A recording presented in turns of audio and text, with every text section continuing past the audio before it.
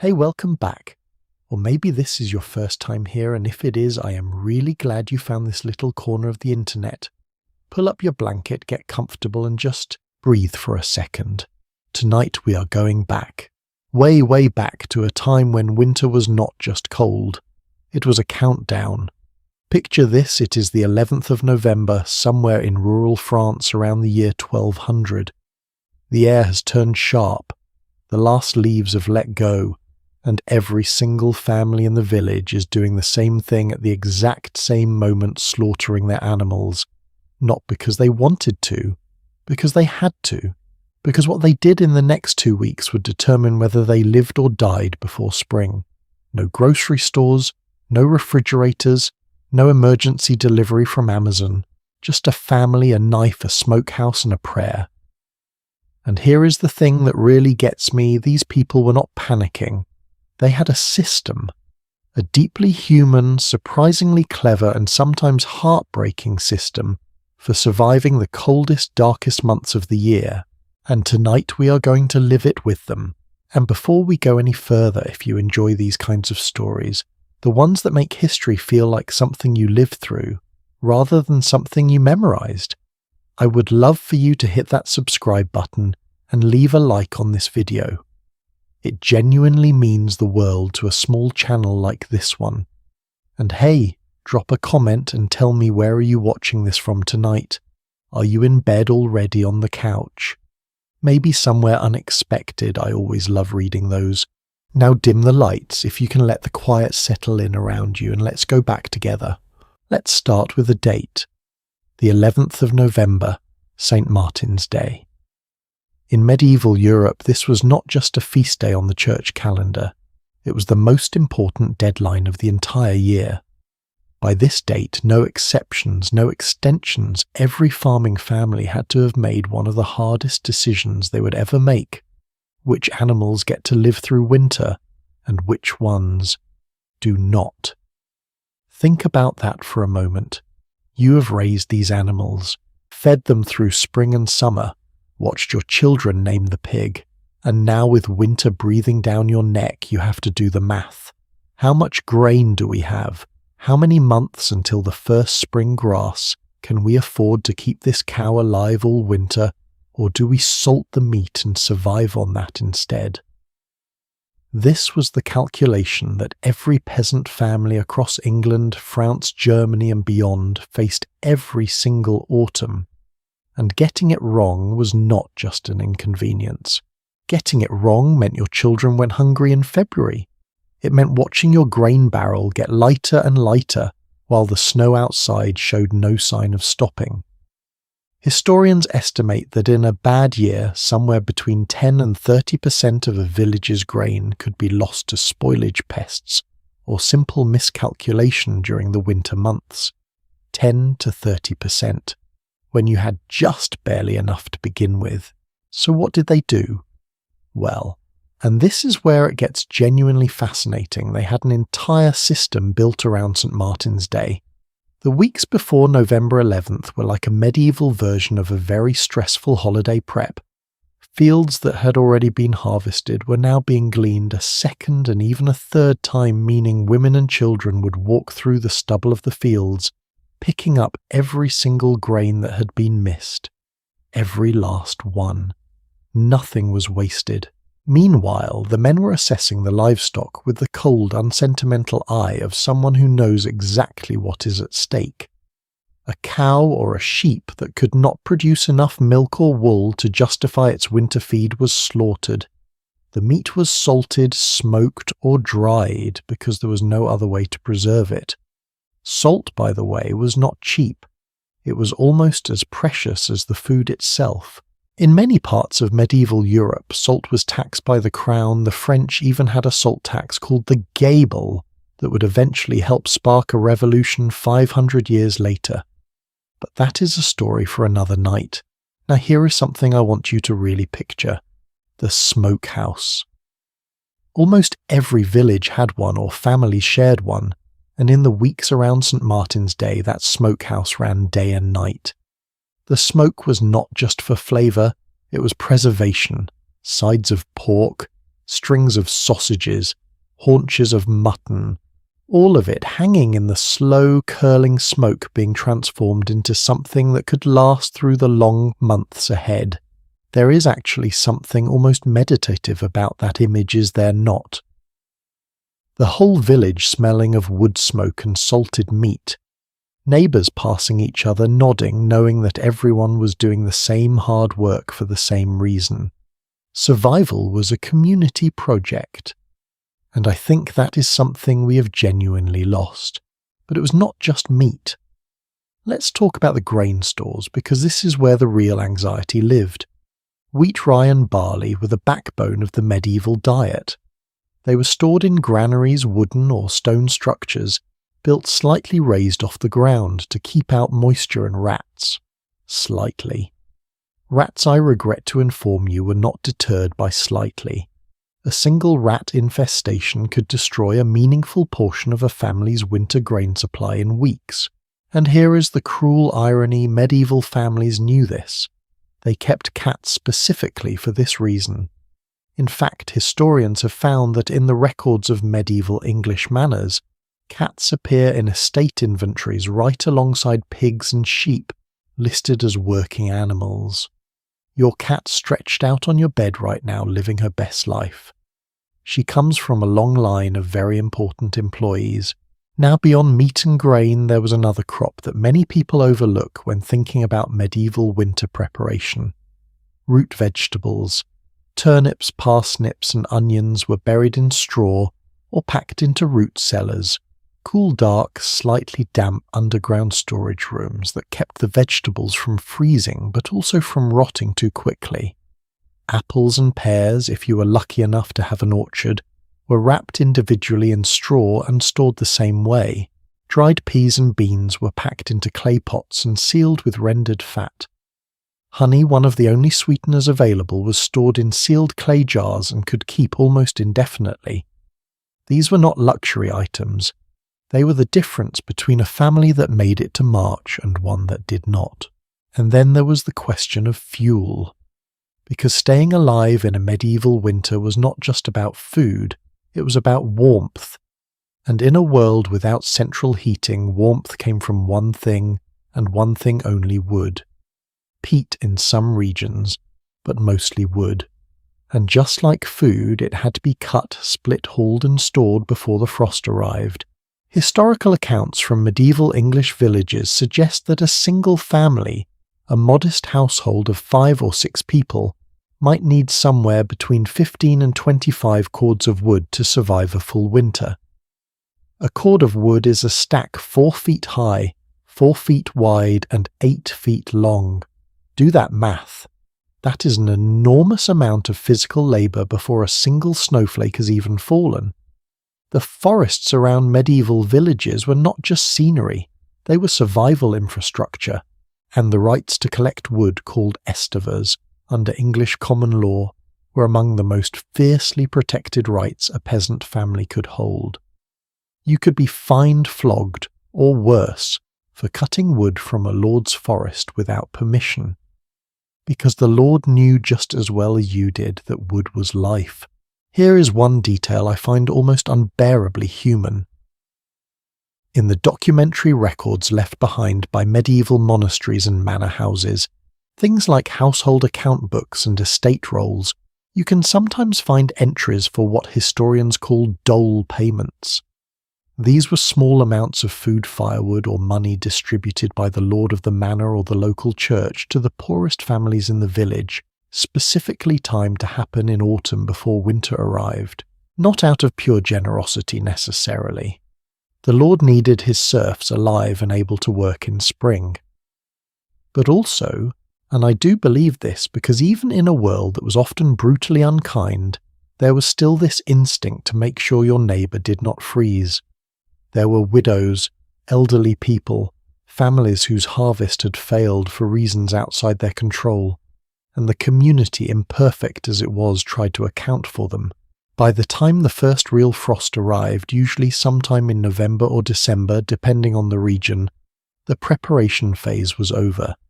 Whatever you had stored, whatever you had salted, Whatever wood was stacked against your wall, that was what you had. And now the waiting began. Medieval people called it many things. In Old English texts, winter was sometimes described not just as a season, but as a test. A long, dark, quiet test of everything you had done in the warmer months. Had you been diligent enough, careful enough? Had you saved enough? And as I think about those families sitting in their cold, smoky little homes on the first truly bitter night of the year, listening to the wind and counting their stores, I feel something that I did not expect when I first started researching this. Not pity, admiration. They were not helpless. They were incredibly ingeniously prepared. They had built a whole calendar of survival around the rhythms of the natural world, and they followed it with a discipline and a community spirit that most of us with our grocery apps and our heated homes can barely imagine. But here is the thing. Once the preparation was done and winter truly set in, a whole new set of challenges began. Because surviving winter was not just about having enough food and fuel.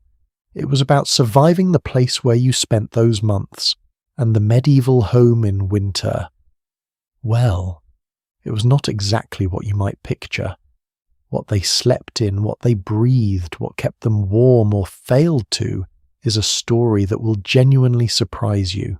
And that is exactly where we're going next. So what did these homes actually look like from the inside?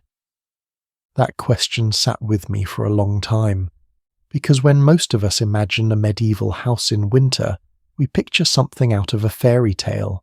Stone walls, a roaring fireplace, maybe a loyal hound sleeping by the fire while the family gathers around warm and content.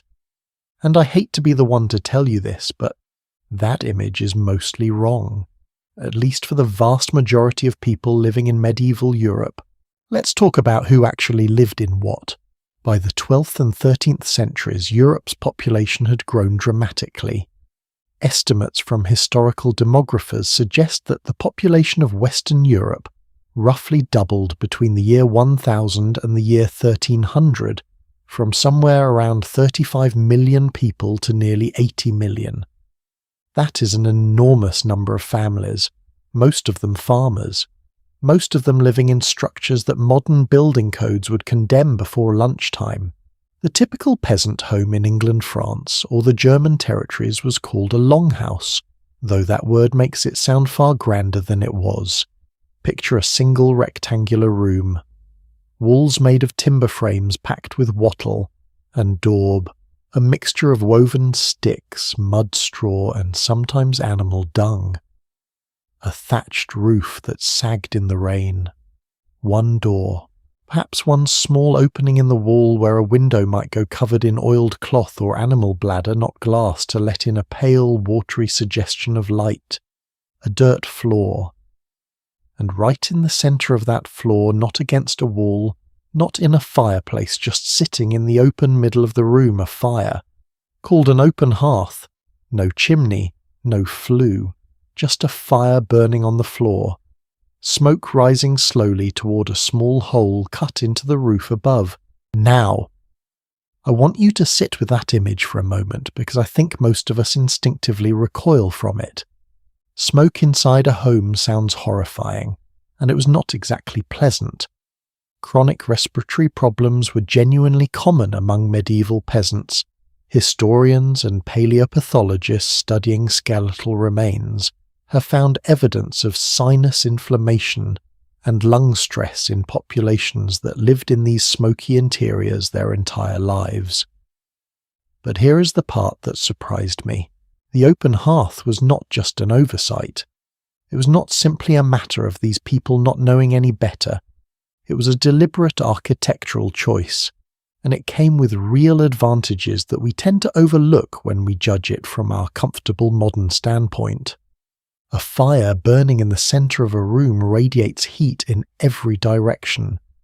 A fireplace built into a wall sends most of its heat straight up the chimney and out of the house.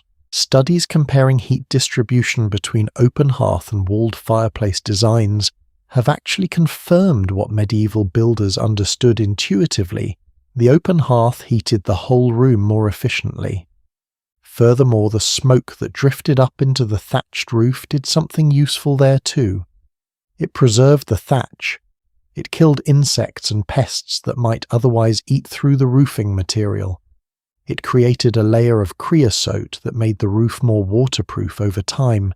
Was it smoky? Absolutely. Was it intelligently designed for the conditions these people lived in? Also, yes, I find that genuinely remarkable. But not everyone lived this way. And this is where the medieval world starts to fracture into something more complex. Because depending on where you sat in the social order, and I mean that almost literally depending on where your seat was, in the hierarchy, winter felt like a completely different experience. Take the manor house.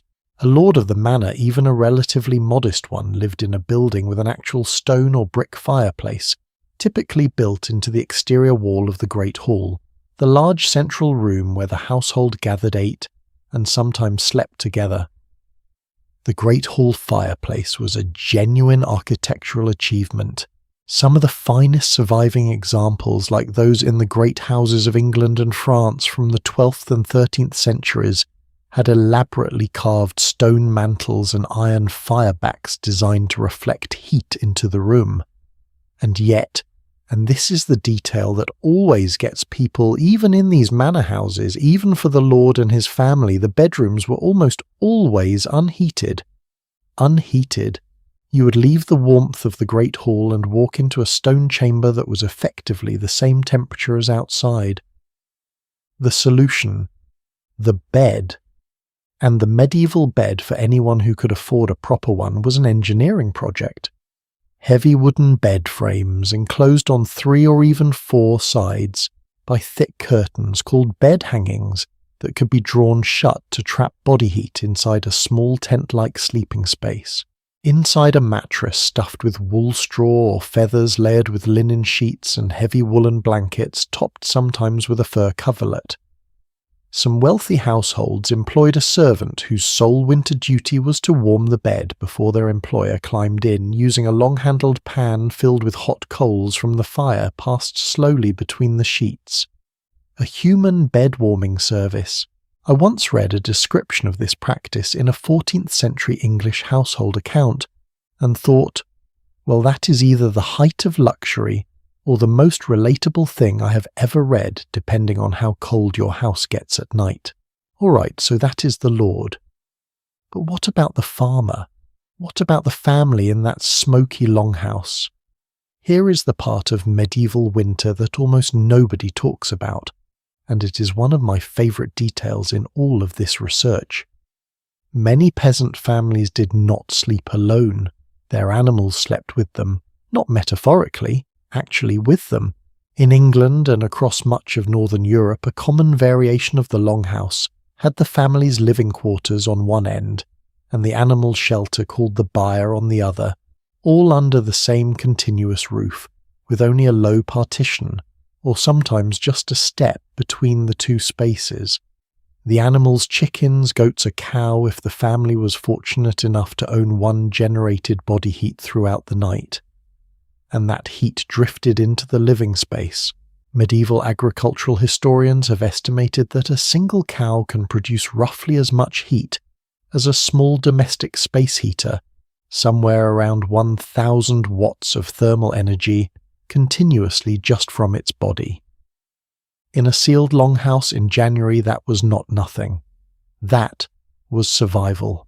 And before you wrinkle your nose, I will just point out that the smell, the noise and the general chaos of sharing a roof with your animals was simply the texture of everyday life for millions of people across centuries. They did not think of it as degrading. They thought of it as practical, which honestly it was. Now let me ask you something. If you close your eyes and try to imagine sitting inside one of these homes on a winter evening, what do you picture? The firelight, the smell of the smoke, the sound of animals shifting in the dark. Here is what I picture. A family gathered as close to the hearth as possible, not because they chose to, because the edges of the room were genuinely cold, Historical reconstructions of medieval longhouse interiors, researchers have actually built and inhabited replicas to study them, found that even with a central fire burning, the temperature at the walls of a longhouse could be 10 to 15 degrees lower than the temperature at the hearth, 10 to 15 degrees in a room that might be 20 feet wide. So the family clustered in the middle around the fire in a tight, warm circle of orange light. The children probably fell asleep there. The parents probably sat awake a little longer, mending, spinning, talking in low voices. And beyond the walls of that small circle of the warmth, darkness, cold, and a winter that felt in those hours almost endless. There is one more element of the medieval home in winter that I think deserves a moment of quiet attention. The chimney. Because chimneys, proper, built-in stone chimneys, did not become common in ordinary European homes until the 13th and 14th centuries. Before that, only the grandest buildings had them, and when chimneys did start spreading into the homes of merchants and more prosperous farmers, they changed everything. Not just the air quality inside the home, though. That improvement alone must have felt miraculous. They changed the floor plan. Once you could put a fireplace against a wall and run the smoke up and out, you could build a second story above the fire without filling it with smoke. You could divide the interior of a house into separate rooms. You could have a bedroom that was not also the kitchen, that was not also the stable. The chimney, in other words, invented the concept of private space inside the home. It invented the idea that different activities could happen in different rooms. It invented, in a very real sense, the modern house. Architectural historian Joseph Rickvert wrote that the chimney was one of the most transformative domestic technologies in the history of Western civilization. And he was not wrong. We walk past our fireplaces every day without a second thought, but for a family in the year 1200 huddled around an open fire on a January night, a chimney would have seemed like something close to a miracle. And speaking of things that felt like miracles in the medieval home, there is something we have not talked about yet. Something that shaped every single hour of the winter day, that determined when families woke, when they worked, when they ate, and when they gave up and went to sleep. Something so simple we never think about it. Light, or more accurately, the terrifying lack of it.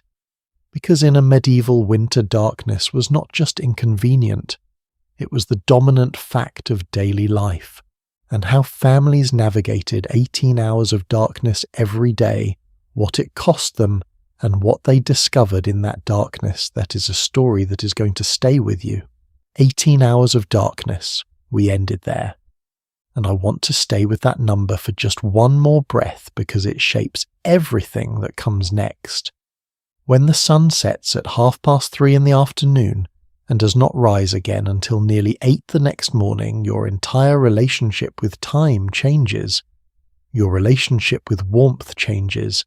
And perhaps most profoundly, your relationship with food changes. Because in a medieval winter, eating was not something you did 3 times a day at convenient intervals. Eating was something you organized your entire existence around. It was labor. It was strategy. And for most families, it was an act of quiet courage repeated every single day. Let me paint you a picture of an ordinary winter morning in a peasant household somewhere in rural England, let us say, around the year 1250. The fire has burned low overnight.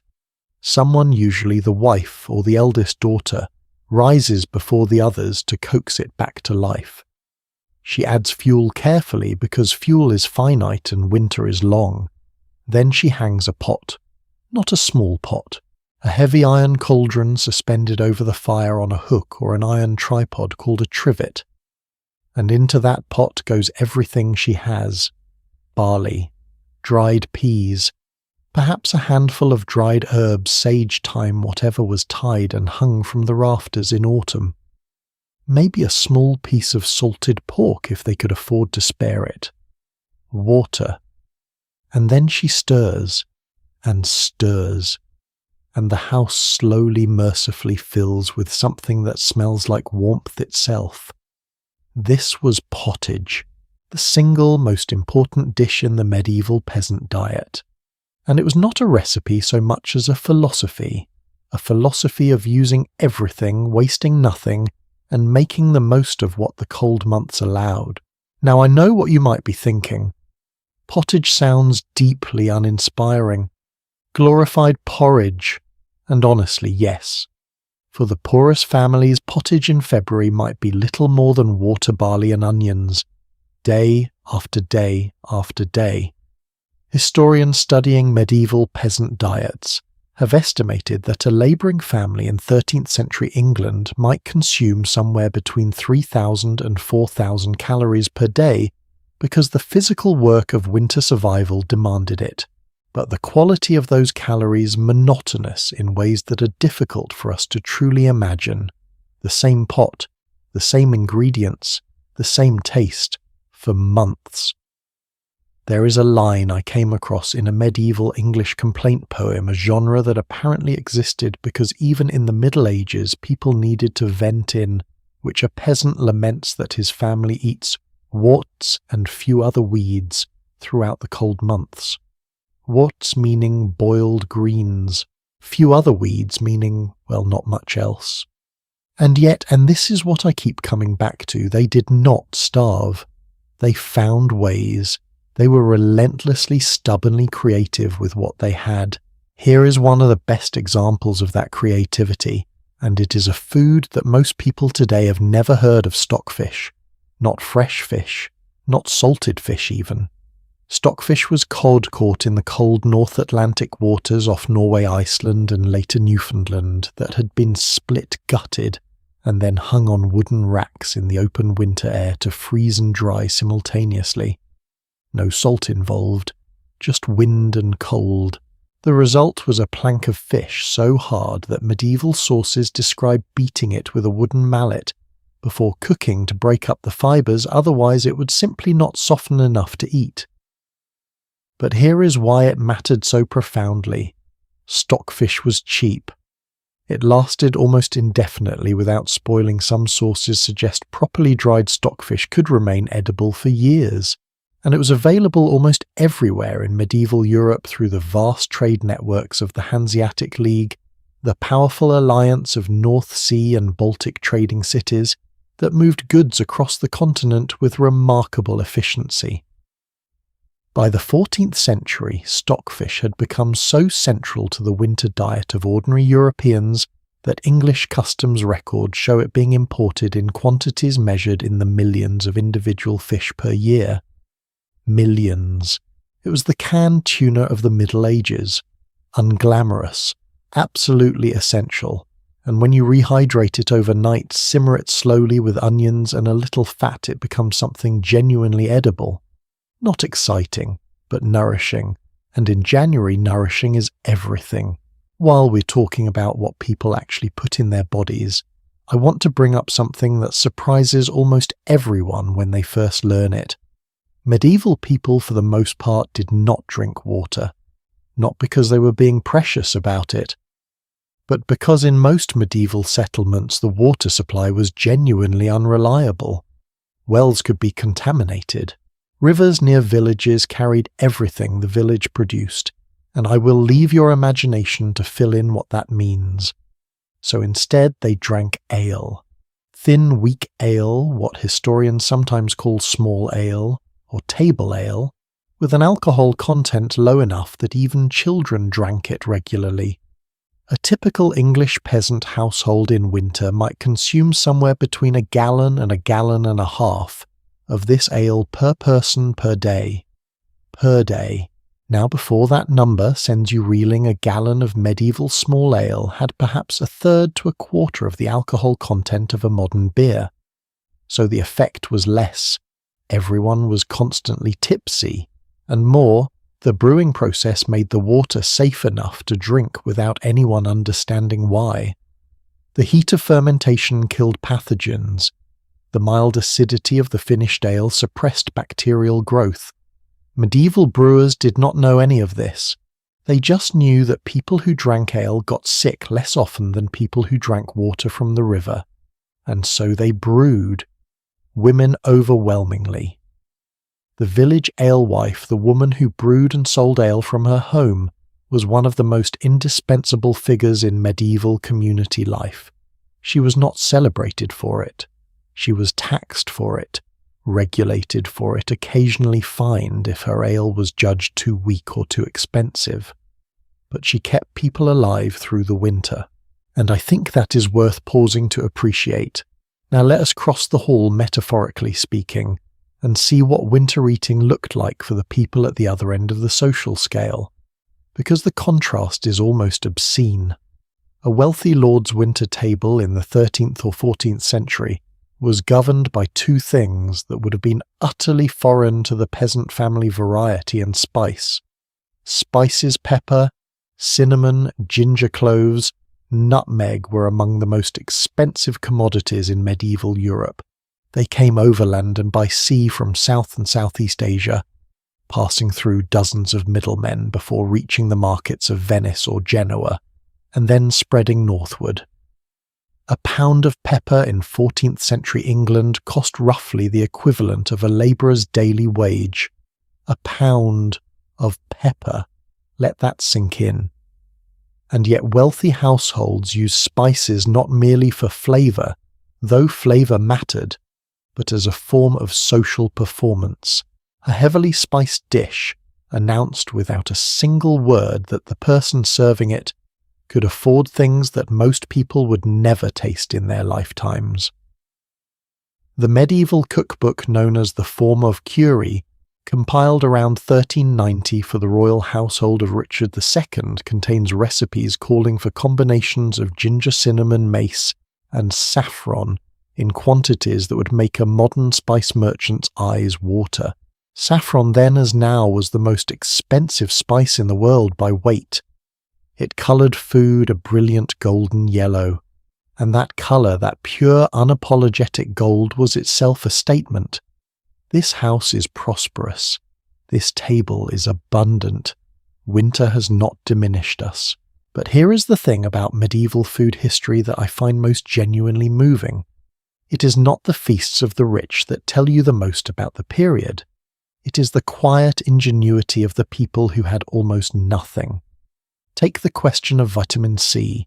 We now know that extended periods without fresh fruit and vegetables lead to scurvy, a condition caused by severe vitamin C deficiency that causes bleeding gums, joint pain, extreme fatigue, and eventually far worse. Medieval people did not know about vitamin C. They did not have a word for it. But they had noticed empirically over generations that people who went too long without certain foods in winter developed alarming symptoms, and so instinctively they developed workarounds. Rosehip syrup made from the red berries of wild rose bushes, which are extraordinarily rich in vitamin C and ripen in autumn, was collected and preserved specifically to be used as a medicinal food in winter. Pine needle tea in Scandinavian communities served a similar purpose. Fermented cabbage sauerkraut in the German tradition preserved not only the vegetable itself, but a meaningful portion of its nutritional content through winter. These were not scientific interventions. They were ancestral wisdom accumulated over centuries of watching what happened to people who did not have them. The body, in other words, knew before the mind did, and the community preserved that knowledge and passed it forward. I want to tell you about one more figure in the medieval winter kitchen, someone who tends to get lost in the historical record because she rarely wrote anything down: the cook. Or more accurately, the woman of the household, because in peasant families cooking was almost exclusively women's work. She was up before dawn. She managed the fire, which was not just a matter of striking a spark, but of carefully banking coals overnight, reviving the embers in the morning, and regulating the heat throughout the day without the benefit of any temperature controls whatsoever. She knew by the colour of the flame, by the sound of the bubble, by the smell of the steam, whether something was cooking correctly. She stretched ingredients that were running low, substituted what she had for what the recipe assumed fed children and a husband, and sometimes labourers on a budget that left almost no room for error. And she did this every single day, in a smoky room, in the cold, without complaint, or at least without complaint that anyone thought worth recording. There is a certain kind of historical invisibility that I find genuinely painful, not because these women suffered more than their husbands, though many of them did, but because the work they did was so fundamental to human survival and so thoroughly taken for granted that it barely left a trace. We know the names of medieval kings, we know the dates of battles, but the woman who fed her family through the winter of 1263, she is gone, her name gone, her recipes gone, only the faint outline of her life visible if you know where to look. And speaking of looking in unexpected places, there is a thread running through everything we've talked about tonight that I think deserves a moment of reflection. Food in the medieval winter was not just sustenance, it was connection, the shared pot, the communal bread oven which many villages maintained precisely because no individual family could afford to heat an oven large enough to bake efficiently on their own. The ale brewed for the neighbourhood, the feast on a saint's day that gave everyone something to look forward to. Food was the social fabric of winter survival. It was the reason people gathered, the reason they shared, the reason in the darkest and coldest months they chose warmth over isolation. Which brings me to something I have been thinking about as we move through this story together. Because we have talked about what medieval families ate, how they kept warm, and what their homes felt like from the inside, but we've not yet talked about what the winter darkness actually did to them. Not just physically, but psychologically. What it meant to live with almost no light, how they managed it, and what they discovered in the long, quiet hours of a medieval winter night that we have almost entirely forgotten. That is where we are headed. Think about the last time the power went out at your house. Maybe a storm knocked it out. Maybe it was just an hour, 2 hours at most. And you probably remember how strange it felt, how the house seemed to shrink, how the darkness felt closer than you expected, how you were suddenly very aware of every small sound. Now imagine that feeling, every single night, for 4 months straight. Except there is no power to come back on. There is no waiting it out. There is only the candle or the lamp or nothing at all. This was the interior landscape of a medieval winter, and it shaped the minds and habits and inner lives of the people who lived through it in ways that historians are only beginning to fully understand. Let us start with the most basic question. How did medieval people actually light their homes? The answer, like so much about this period, depends almost entirely on who you were. For the majority of European families, the farmers, the craftspeople, the labourers, the primary source of artificial light was the tallow candle. Tallow, if you have never encountered the word, is rendered animal fat. Beef fat, mutton fat, pork fat, melted down, strained and poured around a wick of twisted plant fibre to harden into a candle. Tallow candles were cheap to make if you had access to animal fat, which most farming families did. They were also in several important ways deeply unpleasant. They smoked. They guttered and dripped in any draught. They produced a smell that has been described generously as barnyard adjacent. And they gave off a light roughly comparable to a modern 10-watt bulb, which sounds like almost nothing because it is almost nothing. A single tallow candle illuminated perhaps a 3-foot circle of usable light. Beyond that circle, darkness. The alternative was the beeswax candle. And here is where the economics of medieval light become genuinely fascinating. Beeswax candles burned clean. They produced virtually no smoke. They smelled faintly of honey. They gave a steadier, brighter, more reliable flame. They were in every measurable way superior to tallow. They were also extraordinarily expensive. In 13th and 14th century England, beeswax cost roughly 3 to 4 times as much as tallow by weight, Maintaining a large household supply of beeswax candles throughout a winter required the kind of expenditure that only nobility, wealthy merchants and the church could sustain. Which is why, if you have ever stood in a medieval cathedral and noticed that it seems to glow, why candlelight in those spaces feels different, warmer, more golden, that is beeswax you are experiencing. The church had access to enormous quantities of it, partly because beekeeping was practiced systematically by monasteries across Europe, partly because beeswax candles were considered a liturgical necessity, and their production was therefore organized at an institutional scale. There is something almost theological about this when you think about it. The divine light of the church burning clean and bright and fragrant, and the smoky, smelly, guttering reality of the ordinary home just outside the cathedral door. Two worlds of light, separated by a stone wall. But here is a piece of this story that most people have never heard. And when I first came across it in my research, I had to stop and read it twice, because it genuinely changed how I understood medieval life. Medieval people may not have slept the way we do. We think of sleep as a single continuous block of time, 8 hours ideally from night to morning. We call it a good night's sleep. We measure it, track it, optimize it. But there is compelling historical evidence drawn from court records, medical texts, personal diaries, and monastic records across medieval Europe that for most of human history, including throughout the medieval period, the standard pattern of sleep was fundamentally different. People slept in two separate periods.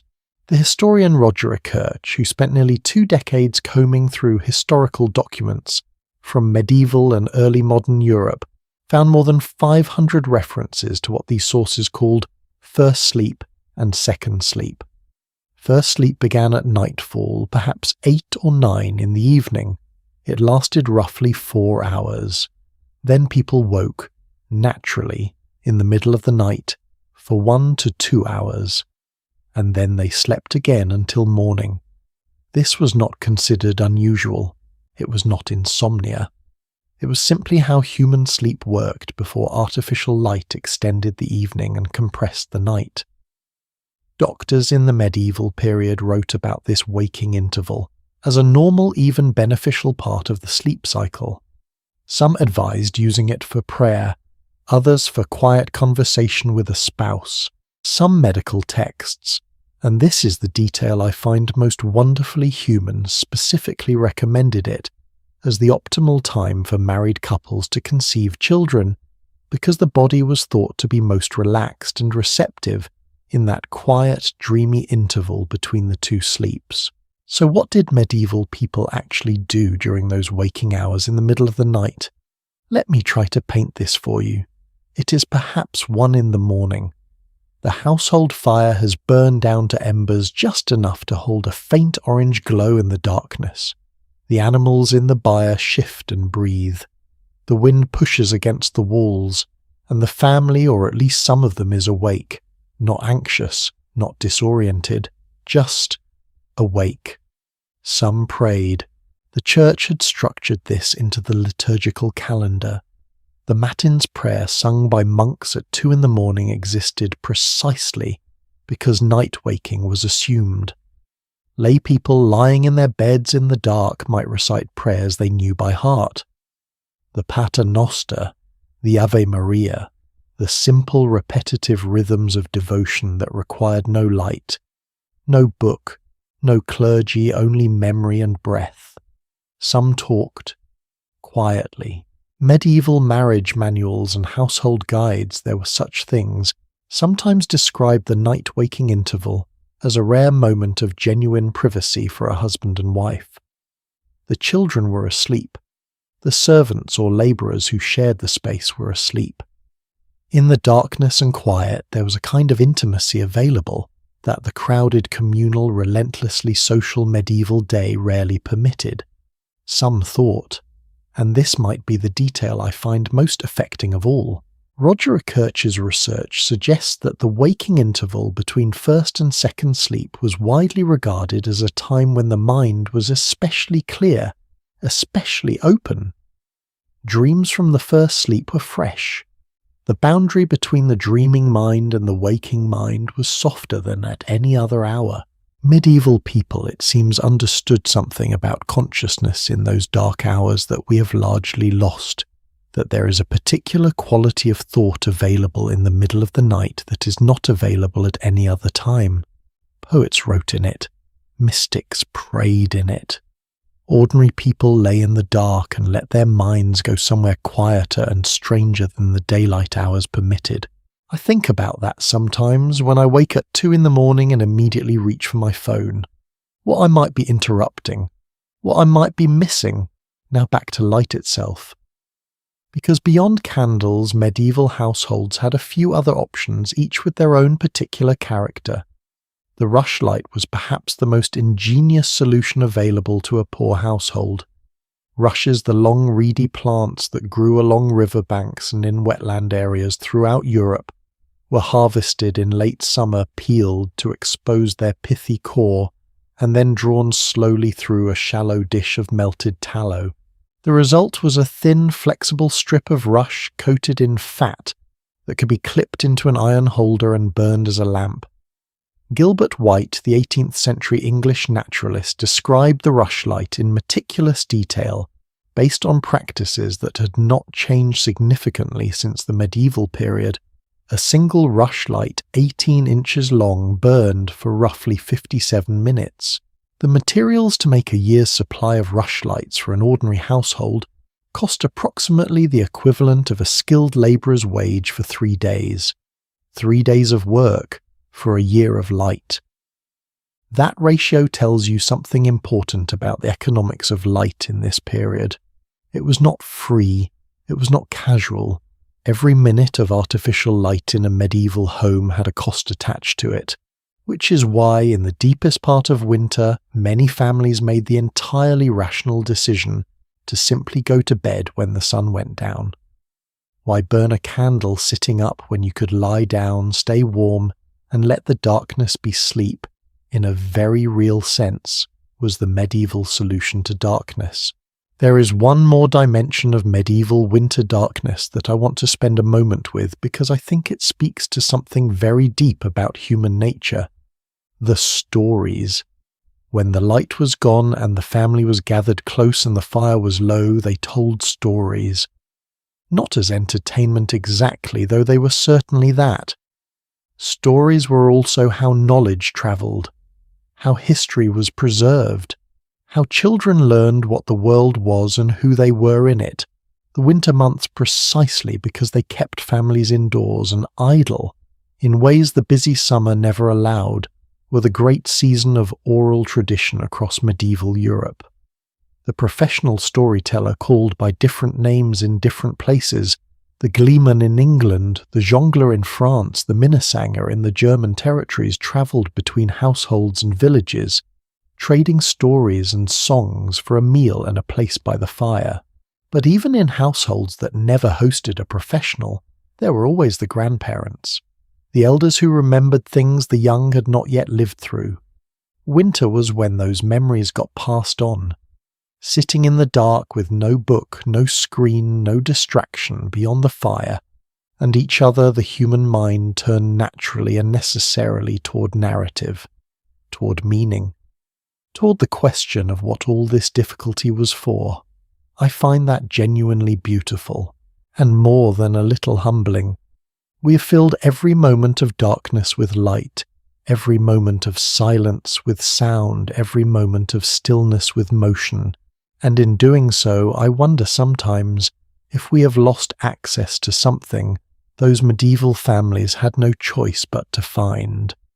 A particular quality of quiet, a particular depth of attention, the kind that only comes when there is nothing else to do but be present with the people around you and the darkness outside.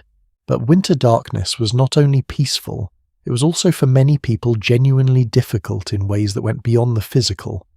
Medieval writers, particularly monastic writers, who had both the education and the leisure to reflect on such things, described a condition they called acedia. The word is Greek, meaning roughly without care, or without feeling.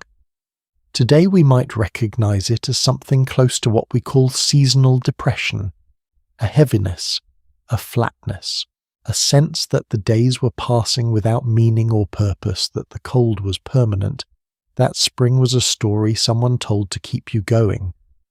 The monk Evagrius of Pontus, writing in the 4th century, described acedia as the noonday demon, though in a northern European winter it was less a noonday problem than a 3 in the afternoon when the sun disappears and you still have 17 hours of darkness, a head problem. Medieval communities addressed this in practical ways. Church services structured the day. The ringing of bells at regular intervals for Matins Lord's Prime, Terce, Sext Nun Vespers and Compline gave shape and rhythm to hours that might otherwise blur into a single undifferentiated darkness. Even for families who could not hear a church bell, the internal rhythm of the liturgical day was something most medieval Europeans carried in their bodies from childhood. It was their clock, their anchor, their proof that time was still moving forward even when it did not feel like it. And here is where I want to leave you with this part of the story, because it connects to something I think matters. Darkness for medieval people was not simply the absence of light, it was a presence. It had texture and sound and meaning. They were not afraid of it in the way we sometimes imagine, cowering from the night, unable to function. They had simply made a different kind of peace with it than we have. They had built lives that accommodated the dark rather than fighting it. They slept in 2 parts and found richness in the in-between. They told stories instead of watching screens. They prayed instead of scrolling. They lay in the quiet and thought thoughts that the daylight hours were too noisy to allow. I'm not suggesting we go back to tallow candles and 2-phase sleep, but I do find myself wondering as I research this whether we have perhaps overcorrected, whether in flooding every corner of our lives with light and sound and stimulation, we've made it harder to find the thing that those medieval families found when the darkness came themselves, each other, the quiet centre of a winter night. Which brings us to perhaps the most vulnerable members of any medieval household during those long, dark, cold months, the children. Because winter for medieval children was not the season of snowball fights and hot cocoa and Christmas morning that we tend to imagine. It was something far more complicated, far more demanding, and in some ways far more extraordinary. What childhood actually looked like in a medieval winter, what children were expected to do, what they feared, what they played, and how they found joy in the midst of genuine hardship, is a story that will stay with you long after this video ends. There is a question I keep returning to as I research this series, and it is one that nobody seems to ask directly. What was it actually like to be a child in all of this? Not the child in the fairy tale, rosy-cheeked, bundled in furs, laughing in the snow outside a charming cottage. The real child, the one born into a peasant household in northern France in the middle of the 13th century, who woke every morning in the cold, who had chores before breakfast, who'd probably already lost at least one sibling before their 5th birthday. What was their winter like? The answer, as I discovered, is more complicated and more moving than I expected. Because medieval childhood in winter contained multitudes. It contained genuine hardship and genuine joy, real labour and real play, fear and laughter, sometimes in the same afternoon.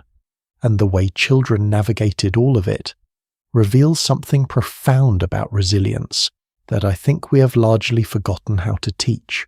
Let us begin with the hardest part first, because this story deserves honesty before it earns its warmth. Winter was the most dangerous season of the year for children in medieval Europe, particularly for the very young. Historians studying parish records, burial registers, and monastic chronicles across England, France and the Low Countries have found a consistent pattern. Infant and child mortality spiked sharply in the winter months, reaching its highest points in January and February, The reasons were layered and compounding. Cold itself was a direct threat to newborns whose ability to regulate body temperature is limited in even the best conditions.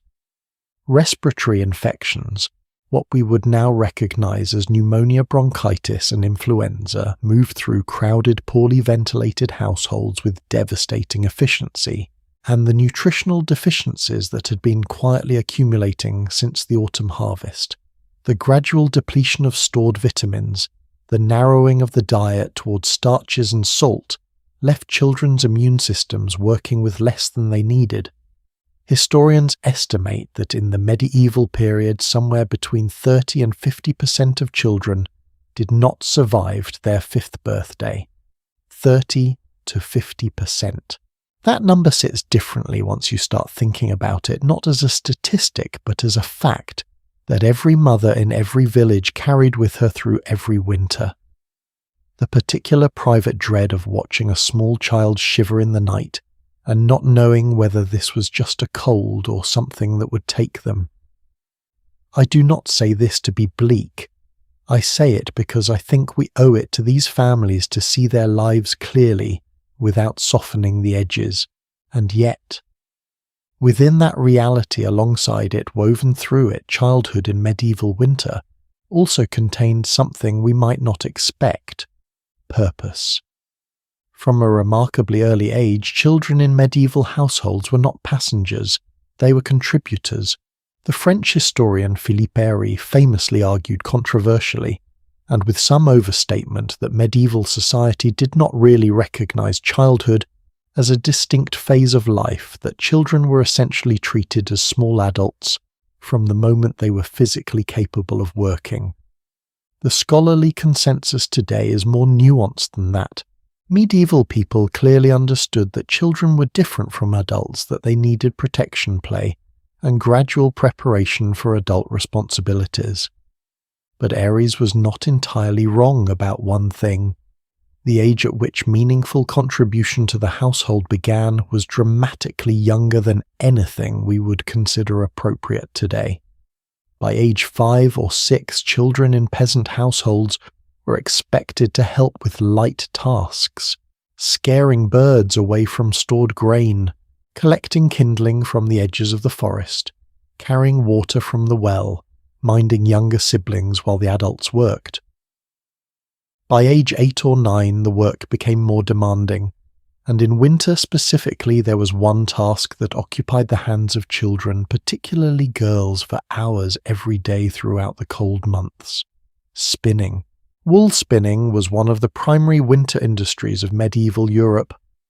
After the autumn shearing, raw wool had to be cleaned, carded, meaning combed into parallel fibres, using iron-toothed paddles, and then spun into thread using a hand spindle, or by the later medieval period, a spinning wheel. This work was almost entirely done by women and children indoors during the winter months when agricultural work was impossible. The drop spindle, a weighted wooden shaft that a spinner kept in constant motion, while drawing out the thread with their fingers, could be worked while sitting, while walking, even while supervising children or minding the fire. Girls were taught to spin from the time they were old enough to hold the spindle steadily, which in many households meant somewhere around age 6. A skilled adult spinner could produce roughly a pound of finished thread per day. A child just learning might manage a fraction of that. But the point was not perfection. The point was contribution. And the point was learning. Because in a world without formal schools, for most children, the winter workroom was the classroom. Skills passed from grandmother to mother to daughter, hand over hand, thread by thread through the cold months. This is where I want to push back gently on the image of medieval childhood as purely grim. There is something in the picture of a grandmother teaching her grandchild to spin by firelight, the patience of it, the closeness of it, the knowledge being transferred not through books but through touch and repetition and presence, that feels to me not like deprivation but like a different and in some ways richer form of education than we often manage today. But children did not only work. Even in the depths of winter, even in the cold, they played. And the games they played are in some cases so familiar that they will make you smile. Snowball fights.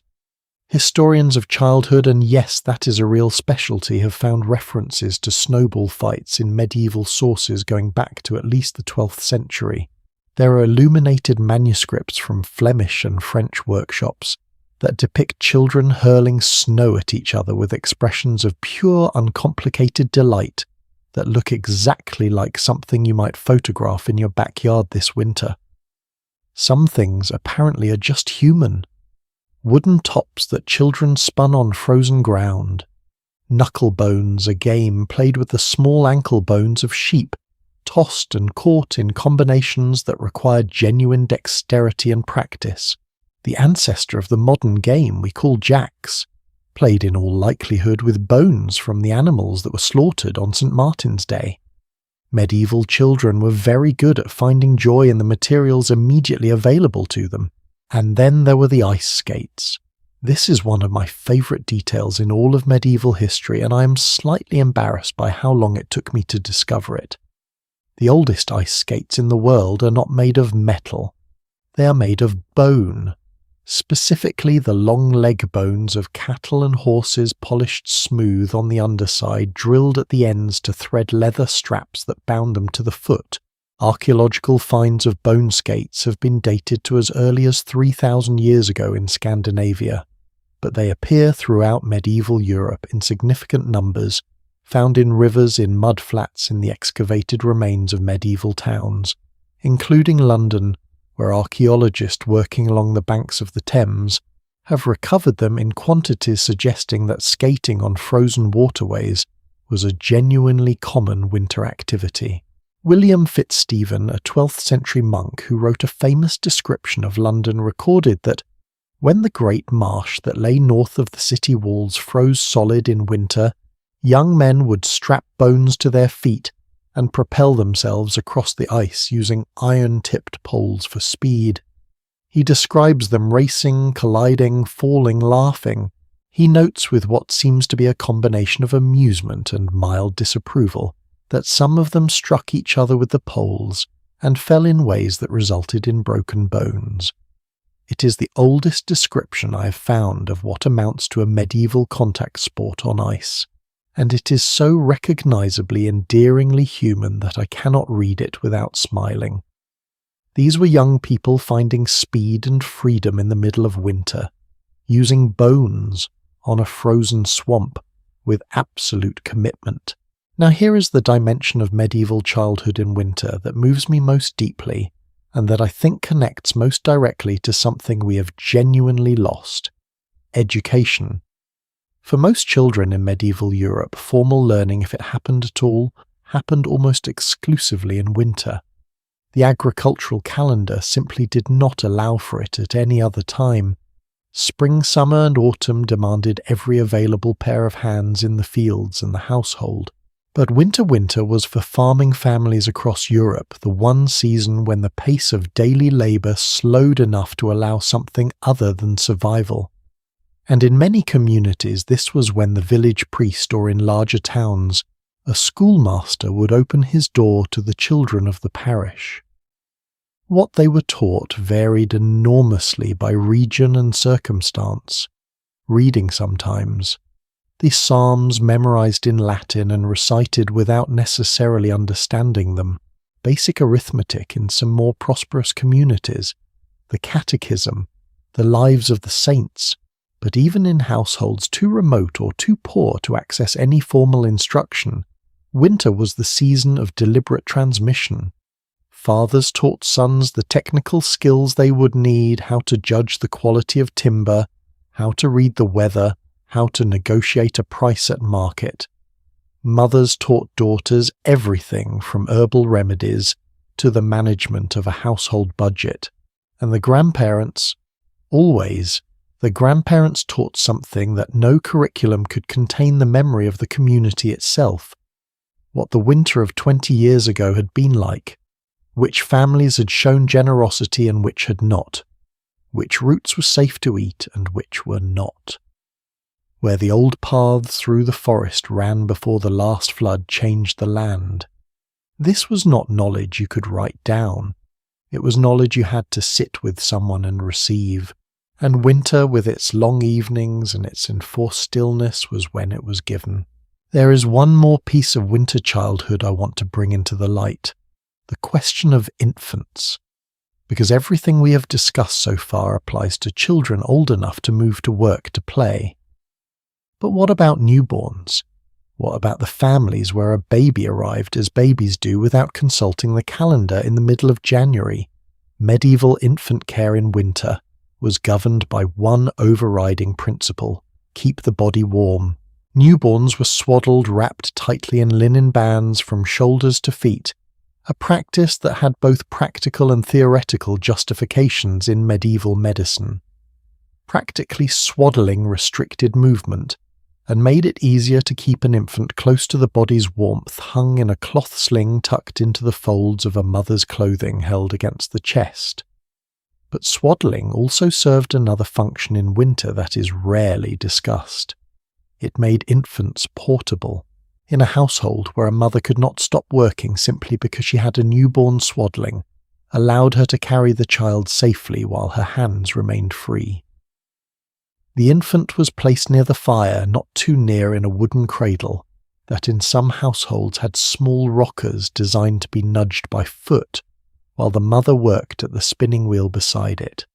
One hand free, one foot rocking, eyes on the child, the other eye on the fire, the thread still moving, the efficiency of necessity and baptism. Medieval Christian theology held that an unbaptized infant who died was in a state of spiritual jeopardy. This created urgent pressure to baptize newborns as quickly as possible after birth, ideally within a day or two. In summer, this was straightforward. In winter, it required genuine courage. The baptismal font in a medieval church was often a large stone basin, not heated.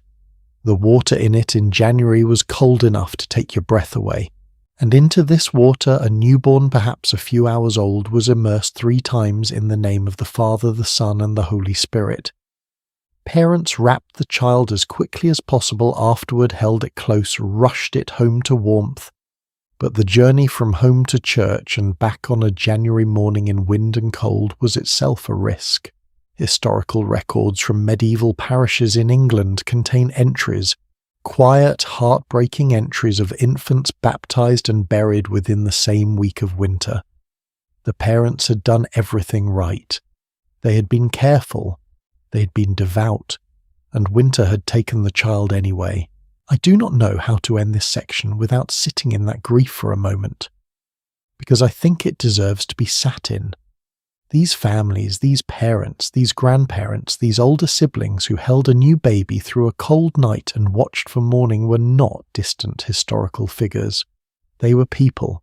They loved fiercely and lost often and kept going anyway. They found joy in snowball fights and bone skates and the sight of a child learning to spin her first thread. They told stories to their children in the dark. They prayed over their sick ones. They buried their dead in the frozen ground and came back inside and fed the ones who remained. That is not a story about a different kind of people. That is a story about us, about what human beings do when winter comes, when the cold is real and the stores are finite and the only thing standing between a family and despair is each other, which makes what came next in the medieval winter all the more extraordinary. Because despite everything, the cold, the darkness, the real and ever-present threat of illness and loss, these communities found ways not just to endure the winter, but to celebrate it. Deliberately, joyfully, with a creativity and a communal spirit that still has the power to astonish. The feasts of midwinter, the 12 days of Christmas. The rituals and songs and traditions that medieval families used to push back against the dark, not by ignoring it, but by meeting it head-on with music and fire, and the kind of joy that only makes sense when you have earned it. That story is one I've been looking forward to telling since we began, And we are going there right now. Right in the middle of everything, we have been describing the cold, the darkness, the grinding daily labour of just staying alive. Medieval Europe did something that I find almost audacious. It threw a party. Not a small, quiet, grateful to be alive kind of party. A loud, excessive, weeks-long turn the social order upside down, eat everything you have been saving kind of party. And I think this is one of the most psychologically sophisticated things these communities ever did, because they understood something that modern productivity culture has largely forgotten, that joy is not a reward for getting through the hard times. Joy is part of how you get through them. Let us start by clearing up something that surprises almost everyone when they first encounter it. Christmas in medieval Europe was not a single day. It was 12 days. Starting on the 25th of December and running all the way to the 6th of January, the Feast of the Epiphany, commemorating the arrival of the Magi at Bethlehem. 12 full days of feasting, of ceremony, of music and play, and deliberate structured suspension of normal life. The phrase, the 12 days of Christmas, is not just a song. It is an accurate description of how medieval communities organized the central celebration of their winter calendar. And each of those 12 days had its own character, its own associated saint's day, its own particular customs. The 26th of December was the feast of St. Stephen, a day traditionally associated with giving to the poor, which is where the later English tradition of Boxing Day traces its origins. Though the medieval version was less about department store sales and rather more about genuine obligation, the 28th of December was the Feast of the Holy Innocents, a solemn day commemorating the children said to have been killed by King Herod, and therefore paradoxically a day when the normal rules of medieval hierarchy were briefly suspended. In some churches and monasteries, a choir boy was appointed boy bishop for the day, given the ceremonial vestments, the staff, the seat of honour, while the actual bishop stood aside. A child dressed as the most powerful religious figure in the community, presiding over the adults bowing to the child for one day. It was strange, and it was deliberate, and it was, I think, quietly brilliant. But the most famous inversion ritual of the medieval Christmas season was not the boy bishop. It was the Lord of Misrule. And if you have never heard of this tradition, I want you to understand that it was not a fringe custom. It was practiced in noble households, in royal courts, in university colleges, and in town guilds across England and much of Western Europe from at least the 13th century onward. Here is how it worked. Sometime round the beginning of the Christmas season, a Lord of Misrule was appointed, sometimes chosen by lot, sometimes elected by the household, sometimes selected by the Lord himself with a pointed sense of humour. The Lord of Misrule was often a servant, sometimes a fool, occasionally the youngest member of the household, and for the duration of the Christmas season in some households, just a few days in others, the full 12, this person had authority. Mock authority, yes. Ceremonial authority. But authority that everyone in the household was expected to play along with. The Lord of Misrule could demand that the Lord of the Manor serve him at table. He could command songs, dances, performances. He could impose absurd rules and ridiculous penalties for breaking them. He presided over the feasting with a staff decorated with bells and ribbons, issuing proclamations in a parody of royal language, and the entire household from the lord down to the kitchen, scullion was expected to participate in the joke. Now you might ask, why would a medieval lord willingly submit even in play to this kind of reversal? And this is where it gets genuinely interesting. Historians of medieval culture have argued that the Lord of Misrule tradition served a crucial social function. It was a controlled release valve for the tensions of the feudal hierarchy. In a world where the gap between lord and servant was enormous, absolute, and enforced every single day of the year, having a designated season, where that hierarchy was temporarily, playfully, safely inverted, allowed those tensions to surface and dissipate harmlessly. The servants got to laugh at the Lord.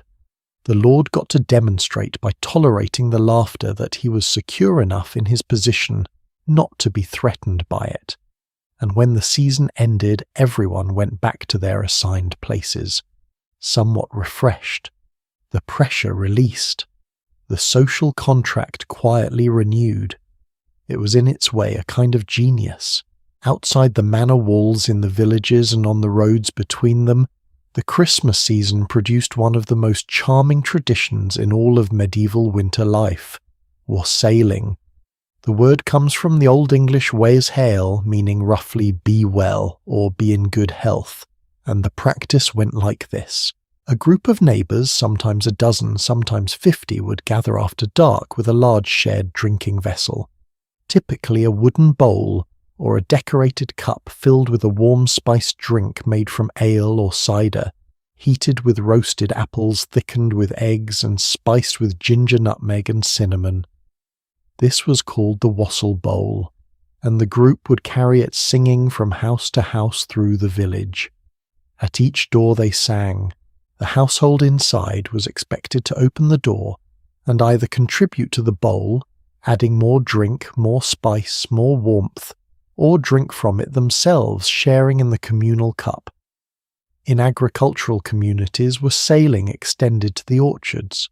Groups would go out to the apple trees in the cold and dark, pour some of the wassail at the roots, hang pieces of toast soaked in cider in the branches to attract robins believed to be lucky, and make as much noise as possible. Shouting, banging pots, sometimes firing weapons into the air above the trees, to drive away evil spirits, to wake the sleeping trees, to encourage them to bear well in the coming year. Was it theologically Christian barely? Was it effective at producing a good apple harvest? Almost certainly not. Was it an excuse for a group of cold-tired midwinter people to go outside in the dark and make noise and drink warm things together and feel for an hour or two genuinely and defiantly alive? Absolutely, and I love them for it. Inside the church and sometimes spilling raucously out of it, there was another midwinter tradition that makes modern churchgoers' eyes go wide when they hear about it. The Feast of Fools. Celebrated in the days around the 1st of January, the Feast of Fools was a festival practiced primarily by the lower clergy, deacons, subdeacons, choir boys, minor church officials, in which they took over the church and performed a parody of the very rituals they served the rest of the year. A mock bishop was elected. The liturgy was performed in deliberately garbled Latin. Donkeys were sometimes led into the church, a reference to the donkey of Bethlehem, and the congregation would respond to the priest's prayers not with amen, but with braying. Actual braying in a church with a donkey. Church councils tried to suppress the Feast of Fools repeatedly throughout the 12th, 13th, and 14th centuries. A particularly stern letter from the Paris Theological Faculty in the year 1444 described the celebrations as scandalous, indecent, and wholly incompatible with Christian dignity. And yet the tradition persisted in various forms for centuries. Because the clergy, those serious, celibate, Latin-educated men who spent their lives administering the sacred, apparently needed just as much as anyone else one season in the year to be absolutely ridiculous, which tells you something important about human nature that no theology textbook has ever quite captured. Now let us talk about the feasting itself. Because the food at a medieval Christmas gathering was not just a meal, it was a declaration. For the wealthy, the centerpiece of a great Christmas feast was often the boar's head.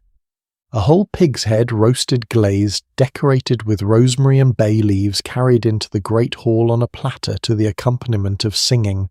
At Queen's College in Oxford, where this tradition was practiced from at least the 15th century, and is remarkably still observed today, the procession entered to a carol specifically composed for the occasion, with the head presented to the assembled fellows with considerable ceremony. The symbolism was ancient and layered. The boar was associated with strength, with winter, with the hunt, Presenting its head was a statement of mastery over the wild, over the cold, over the darkness. We have prevailed. We are still here. Come and eat with us. But here is the detail that tends to get lost when we romanticize the medieval Christmas feast. For every lord carrying a boar's head into a candlelit hall, there were hundreds of peasant families for whom Christmas dinner was simply a slightly better version of their daily pottage. Perhaps with a small piece of preserved pork, perhaps a cup of ale that had been saved for the occasion, perhaps a honey cake if the household had been careful with its stores. Nothing that would look impressive by modern standards, but shared and celebrated, and eaten with the same deliberate conscious gratitude that the wealthier households performed was their theatrical processions. One more thing about the medieval Christmas that I think deserves its own moment: the carolling. We think of carolling as singing Christmas songs while walking through neighbourhoods, and in its current form that is what it is. But the word carol in medieval Europe did not primarily mean a song, it meant a dance, specifically a circle dance. Carolling was a form of communal movement, people holding hands or linking arms in a ring, moving together in choreographed patterns, singing as they danced. It was performed outdoors when the weather allowed and indoors when it did not. It was performed in churchyards, in manor halls, in village greens that were cold and dark and full of people, choosing deliberately to move their bodies together in circles in the winter night. The physicality of it matters, because there is something about moving in unison with other people, something about the linked hands and the shared rhythm and the fact that your body and their body are doing the same thing at the same time that produces a feeling of connection that standing still and singing cannot quite replicate. Medieval carol dancers knew this even if they did not have the neuroscience to explain it. They knew that cold bodies moving together generated warmth. They knew that shared movement generated trust. They knew that a circle has no beginning and no end, and that dancing in one on a January night in the middle of a winter that had already taken things from you and would likely take more was a form of saying, together we are still here. And the gifts. I want to spend just a moment on the gifts because the medieval gift-giving calendar is almost entirely backwards from what we practice today. The 25th of December was for medieval Christians a solemn religious occasion. The actual exchange of gifts when it happened, and it did not always happen in peasant households where there was simply nothing to spare, was associated primarily with two other dates. The 6th of December, the feast of St. Nicholas, was when gifts for children were traditionally given in many parts of Northern Europe, and the 6th of January, the feast of the Epiphany. The day the Magi brought gifts to Bethlehem was the occasion for gift exchange among adults. The modern practice of gifts specifically on December 25th is in historical terms a relatively recent invention. The medieval winter was not built around a single climactic morning of gift opening. It was built around 12 days of accumulated small pleasures, shared meals, community rituals, and the gradual burning down of the Yule log, a massive piece of wood, often a whole tree trunk or a substantial portion of one brought into the house, with ceremony and kept burning throughout the 12 days of Christmas as a symbol that light and warmth would persist through even the deepest winter. When the log finally burned out, the ashes were kept, scattered in the fields in spring, to bring fertility, to carry the warmth of the winter hearth into the cold earth, to complete the circle. What strikes me most about all of this, the Lord of Misrule, the Wasailing, the Feast of Fools, the carol dancing in the frozen churchyard, is the sheer intentionality of it. These were not spontaneous expressions of happiness, they were engineered, carefully, traditionally, communally designed to do something specific to take the hardest, darkest, most dangerous stretch of the medieval year and transform it through collective human effort into something people could not only endure, but genuinely look forward to. That is not naivety. That is not escapism. That is one of the most sophisticated emotional survival strategies I have ever encountered in any culture, in any period of history. And it makes me wonder, honestly, what we have replaced it with, what our equivalent is, whether we have one. But even as the feasting continued and the wassail bowl made its rounds and the Lord of Misrule held his ridiculous court, not everyone in medieval Europe was celebrating. Because for some people, winter was not a season to be endured or even celebrated. It was a season to be navigated, strategically, at considerable personal risk. The merchants, the messengers, the pilgrims, and the travellers who had no choice but to move through medieval Europe in the depths of winter faced a landscape that was beautiful and lethal in roughly equal measure. Roads that disappeared under snow, rivers that could carry you or crush you depending on whether the ice held, mountain passes that closed without warning and opened sometimes only when spring came to find whatever had been caught in them. The medieval winter road is a story I have wanted to tell since the beginning, and it is exactly where we are going next. Most people, when they imagine medieval winter, imagine stillness. A village locked in snow, smoke rising from chimneys, everyone indoors waiting. And for most families that picture is roughly accurate. But medieval Europe was never entirely still, not even in the worst of winter, because the world did not stop needing things simply because the temperature dropped. Letters still needed to reach kings, goods still needed to reach markets, pilgrims still needed to reach shrines, and the people who moved through the medieval landscape in winter by choice or by necessity entered a world that was depending entirely on the specific conditions of the day, either more passable or more lethal than any other season of the year. Sometimes both, sometimes within the same journey. To understand winter travel in medieval Europe, you first have to understand what medieval roads actually were, because the word road in this period carries expectations that the reality simply cannot support.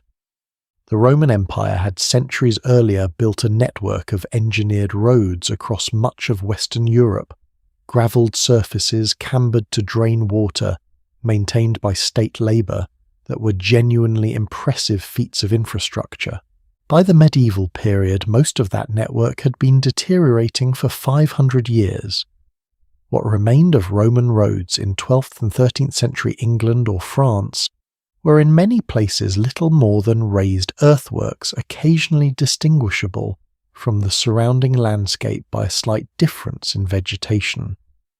The roads that medieval people actually used were for the most part unpaved tracks, in summer packed earth and gravel, in autumn churned mud from the wheels of harvest carts and the hooves of livestock being driven to market, and in winter one of two things: either frozen solid, which made them hard but passable, though deeply rutted in ways that could snap a cart axle, or twist a horse's ankle without warning, or covered in snow that erased the road entirely, leaving travellers navigating by landmarks, by memory, by the positions of trees and the angles of hills, and the faint traces of previous footprints that the next snowfall would erase.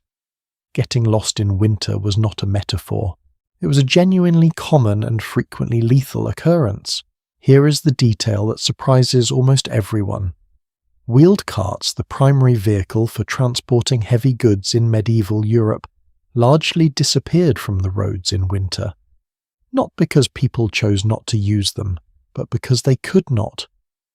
A loaded cart on a rutted frozen road was an instrument of its own destruction. The wheels cracked, the axles snapped, the horses slipped on ice and injured themselves in ways that could ruin an animal worth considerably more than most peasants earned in a year. So medieval merchants and traders, faced with the realities of winter transport, did something that seems counterintuitive until you think it through. They switched to pack animals. Horses, mules, and donkeys loaded with panniers, large wicker or leather baskets balanced across the animal's back, became the primary means of moving goods through a winter landscape. Slower than a cart, more expensive per pound of cargo, but far more reliable on bad roads. And here is the twist, the genuinely paradoxical beauty of winter travel in medieval Europe. The seasons that made road travel most difficult were often the same seasons that made water travel significantly easier, not river travel on boats, travel on the rivers themselves. When the Great Lakes and marshes and slow rivers of northern Europe froze solid, they transformed from obstacles into highways. The flat, smooth surface of a frozen body of water could support the weight of heavily loaded sleds of horses, pulling sledges of entire caravans of goods, moving at speeds impossible on the rutted summer roads. In the Baltic region, in Scandinavia, in the Netherlands and northern Germany, formal winter ice roads were established routes across frozen lakes and bays that were used so regularly and with such commercial importance that local authorities maintained them, marked them, and in some cases charged tolls for their use. The ice road was not a desperate improvisation, it was a planned infrastructure, a seasonal highway that existed only in winter and was during those months more reliable than almost anything summer could offer. But ice roads required knowledge, intimate, specific, locally accumulated knowledge that took years to develop and could not be transferred from one region to another. How thick did the ice need to be to support a man on foot? 4 inches as a rough minimum, but experienced travellers knew to look for signs the thickness alone could not provide. The colour of the ice. Black ice newly frozen free of air bubbles was paradoxically stronger than white or opaque ice, which contained trapped air pockets that weakened the structure. The sound of the ice when you stepped on it. A clear bell-like ring suggested solid freezing. A dull hollow resonance suggested air pockets beneath a warning, the presence of cracks. Not all cracks meant danger ice expands and contracts with temperature changes and produces surface cracks that are structural, not catastrophic. But certain patterns of cracking radiating outward from a central point rather than running in parallel lines indicated that the ice beneath was failing under load. Medieval travellers who work the ice roads regularly knew these signs the way a sailor reads weather, not from books, from watching what happened to the people who got it wrong. Let us talk about the mountains. Because if the frozen plains of the north presented one kind of winter challenge, the Alps presented something of an entirely different magnitude. The great mountain passes of medieval Europe, the Great St. Bernard, the Simplon, the Mont Cenis were the arteries of international trade and communication between northern Europe and Italy. Through them passed merchants carrying cloth from Flanders and wool from England southward, and spices, silks and dyes northward in return. Through them passed armies, papal legates, pilgrims, diplomats carrying letters that could not wait for spring. And in winter, these passes became places of genuine danger. The Great St. Bernard Pass sits at an elevation of 8,050 feet above sea level. In winter, snow accumulates there to depths measured not in inches but in feet, sometimes tens of feet. Avalanches are not occasional events, they are seasonal certainties. And yet people crossed. They crossed because they had to, and because from the early 11th century onward there was an institution at the top of the Great St. Bernard Pass whose entire purpose was to help them.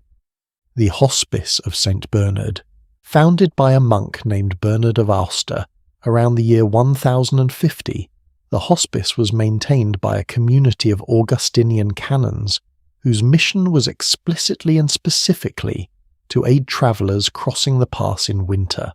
They maintained fire. They maintained food. They maintained a staff of lay brothers called marronniers who went out into the snow sometimes in conditions that made visibility impossible to search for travellers who had lost the path or collapsed from cold. And they maintained dogs. Large, heavy, exceptionally cold-adapted dogs bred specifically for mountain rescue work in snow, the dogs we now call St. Bernards. The historical record of working rescue dogs at the hospice dates to at least the 17th century in documented form, though the practice is almost certainly older. These were not pet dogs.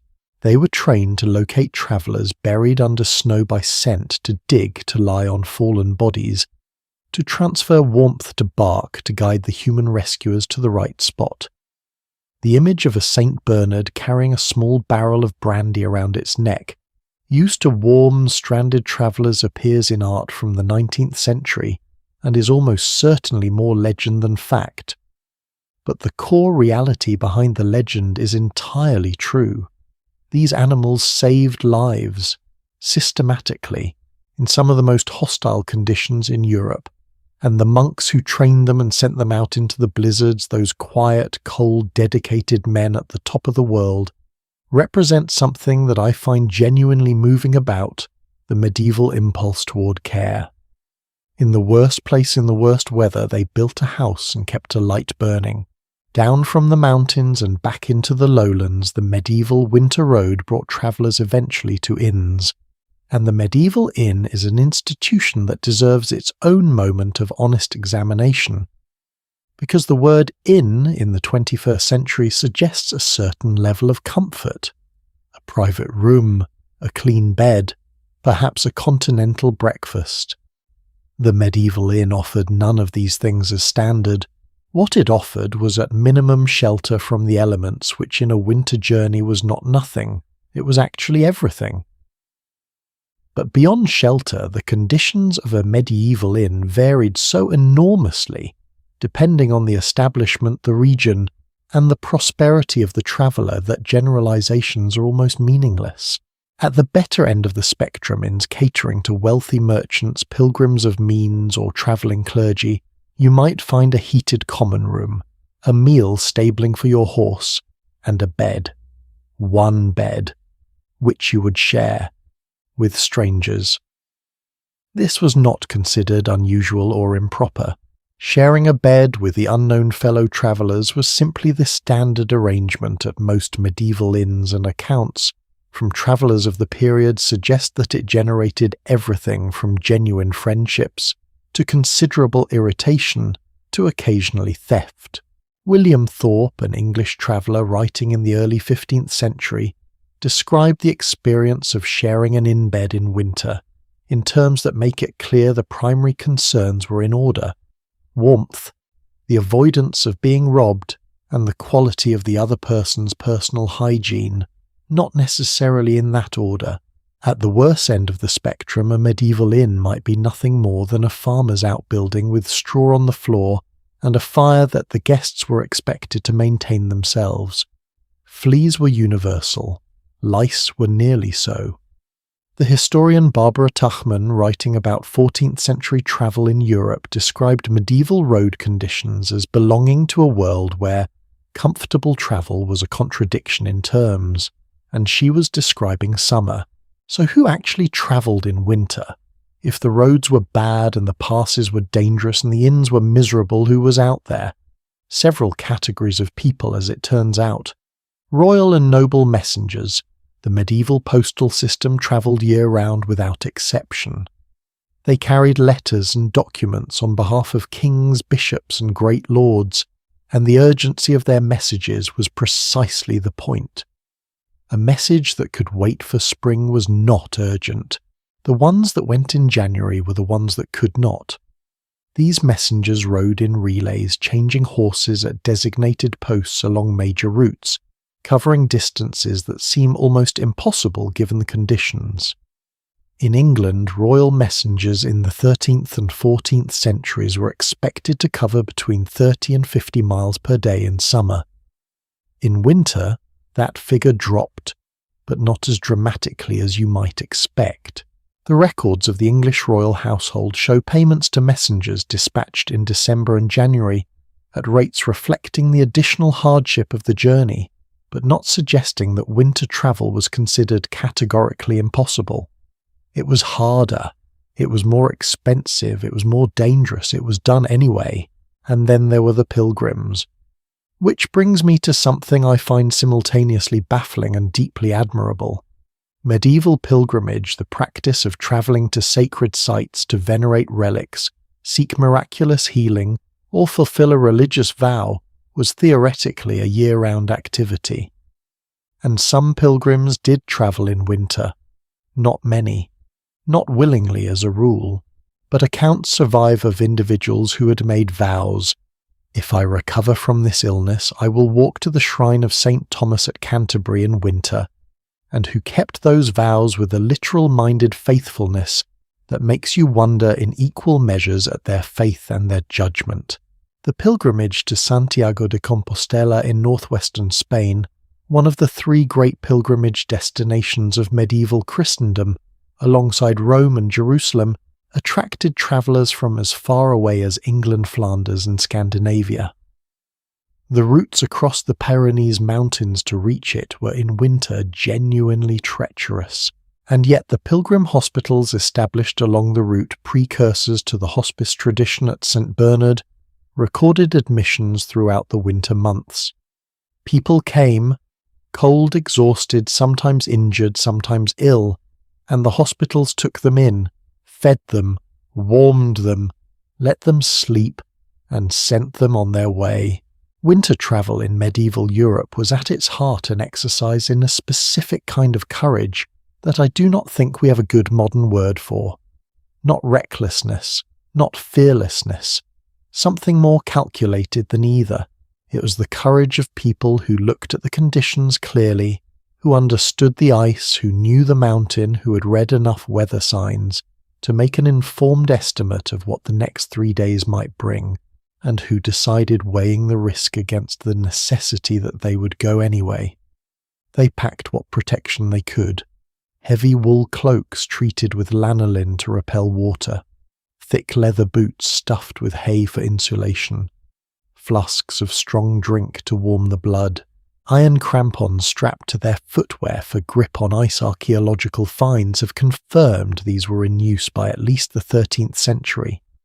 They travelled in groups when possible, because a group of travellers on a winter road was exponentially safer than a lone one. They moved during the middle of the day when light and temperature were at their best, and they kept moving. Because stopping in winter on a mountain pass in wet clothes with the light failing stopping was the most dangerous thing you could do. All of this, the frozen ice roads, the mountain hospices, the royal messengers riding through January sleet, the pilgrims limping into way stations with frostbitten feet, points towards something I want to sit with for just a moment before we move on. Medieval winter was not only a domestic story. It was not only the family by the fire, the children spinning wool, the community gathering for the feast. It was also a story about what happened at the edges, about the people who moved through the spaces between communities, about the institutions, the hospices, the monasteries, the inns, the relay posts that human beings built specifically to keep those edges survivable, and about the remarkable fact that a civilization without modern technology, without weather forecasting, without heated vehicles or paved roads, or emergency services of any kind, managed through accumulated knowledge and organized community care to keep its people moving through the worst months of the year. Not everyone made it. Some did not. The frozen passes and the failed river crossings and the inn yards where travellers were found cold and still in the morning, those are part of this story too. But most people did. Most people navigated the winter road, however difficult, and arrived somewhere warm on the other side. Speaking of arrivals and warm places, there was one institution in medieval Europe that offered something different from the inn, from the hospice, from the manor house. Something that combined the functions of hospital, school, library, brewery, farm, and community shelter into a single extraordinary complex. An institution that was in winter especially a kind of island, a place where the lights never went out, where the fires never died, and where the accumulated knowledge of centuries was preserved and practiced through the coldest months of the year. The monastery. And what happened inside its walls during a medieval winter, the rhythms of it, the hardships of it, the surprising warmth of it, is a story that will change how you think about these places entirely. Close your eyes for just a moment and picture this. 2 o'clock in the morning, January, somewhere in rural England or northern France. The temperature outside is well below freezing. Inside a stone building walls 2 feet thick. No insulation, no heating of any kind. A bell begins to ring, and men get up. Not reluctantly, not with the confused stumbling of someone ripped from sleep against their will. They rise with practiced, deliberate calm, pull on their robes in the dark, and walk in silence through a cloister open to the winter air, their breath clouding in front of them, their sandaled feet on stone floors that have been absorbing cold since the previous summer. They walk into an unheated church, they stand and they sing. This was Matins, the first of 8 prayer services that structured every single day of a medieval monk's life, observed without exception 7 days a week, 365 days a year, including the deepest nights of the coldest winters. And I want to dwell on this for a moment, not on the theology of it, but on the sheer physical reality. Because what these men were doing at 2 a.m. in January was genuinely extraordinary. The rule of St. Benedict, written by Benedict of Nursia in the 6th century, and adopted with variations by monasteries across medieval Europe, was one of the most influential documents in Western history. Not because of its philosophy alone, though the philosophy was profound, but because it organized human life with a precision and a comprehensiveness that no secular institution of the period could match.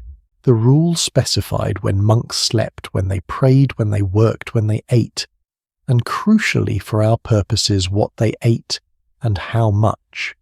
In winter, Benedict made specific allowances.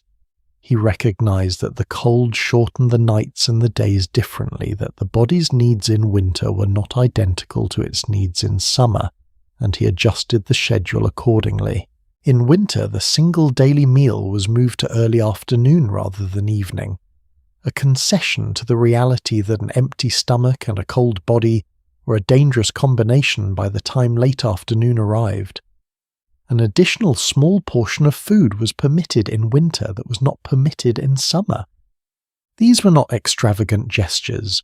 They were the carefully considered adjustments of a man who understood that a community of humans could not function, could not pray, could not work, could not maintain the discipline the rule demanded if its members were suffering from cold and hunger simultaneously. Benedict was, among other things, a remarkably practical man, but here is the detail that stops me every time I think about it. The church where the monks prayed 8 times a day was not heated. Not at all, not even a little. Stone churches, particularly in northern climates, do not merely fail to generate heat. They actively absorb and radiate cold. A large stone church in January is in some meaningful sense colder inside than the open air outside because the stone has been holding the cold of winter and radiating it continuously for months, and the thick walls that make the building permanent also make it an extraordinarily efficient cold storage vessel. Monks sang the divine office in this cold. They chanted the psalms, all 150 of them distributed across the week, with fingers too cold to feel the pages of their books, with voices that must have required genuine effort to project steadily, with bodies that only the discipline of years of practice kept upright and functional in the dark hours of a January morning. There are records from English monasteries of the 13th and 14th centuries noting that ink froze in the inkwells during winter services. Ink froze in the church while the monks sang, and yet, and this is what I find most remarkable about the monastic winter, the monastery also contained almost certainly unique, among all medieval institutions of comparable size, one room that was intentionally, specifically, gloriously warm. The califactory, from the Latin calefacere, meaning to make warm.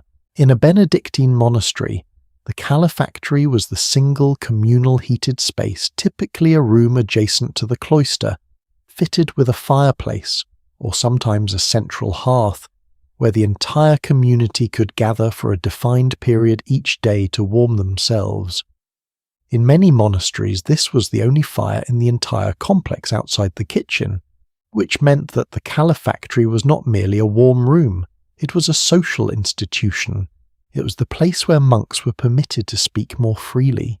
Some houses relaxed the strict silence rule there where the old and the ill sat closest to the fire, where the younger monks generated warmth through physical proximity, and where the community gathered as a community in the most literal bodily sense.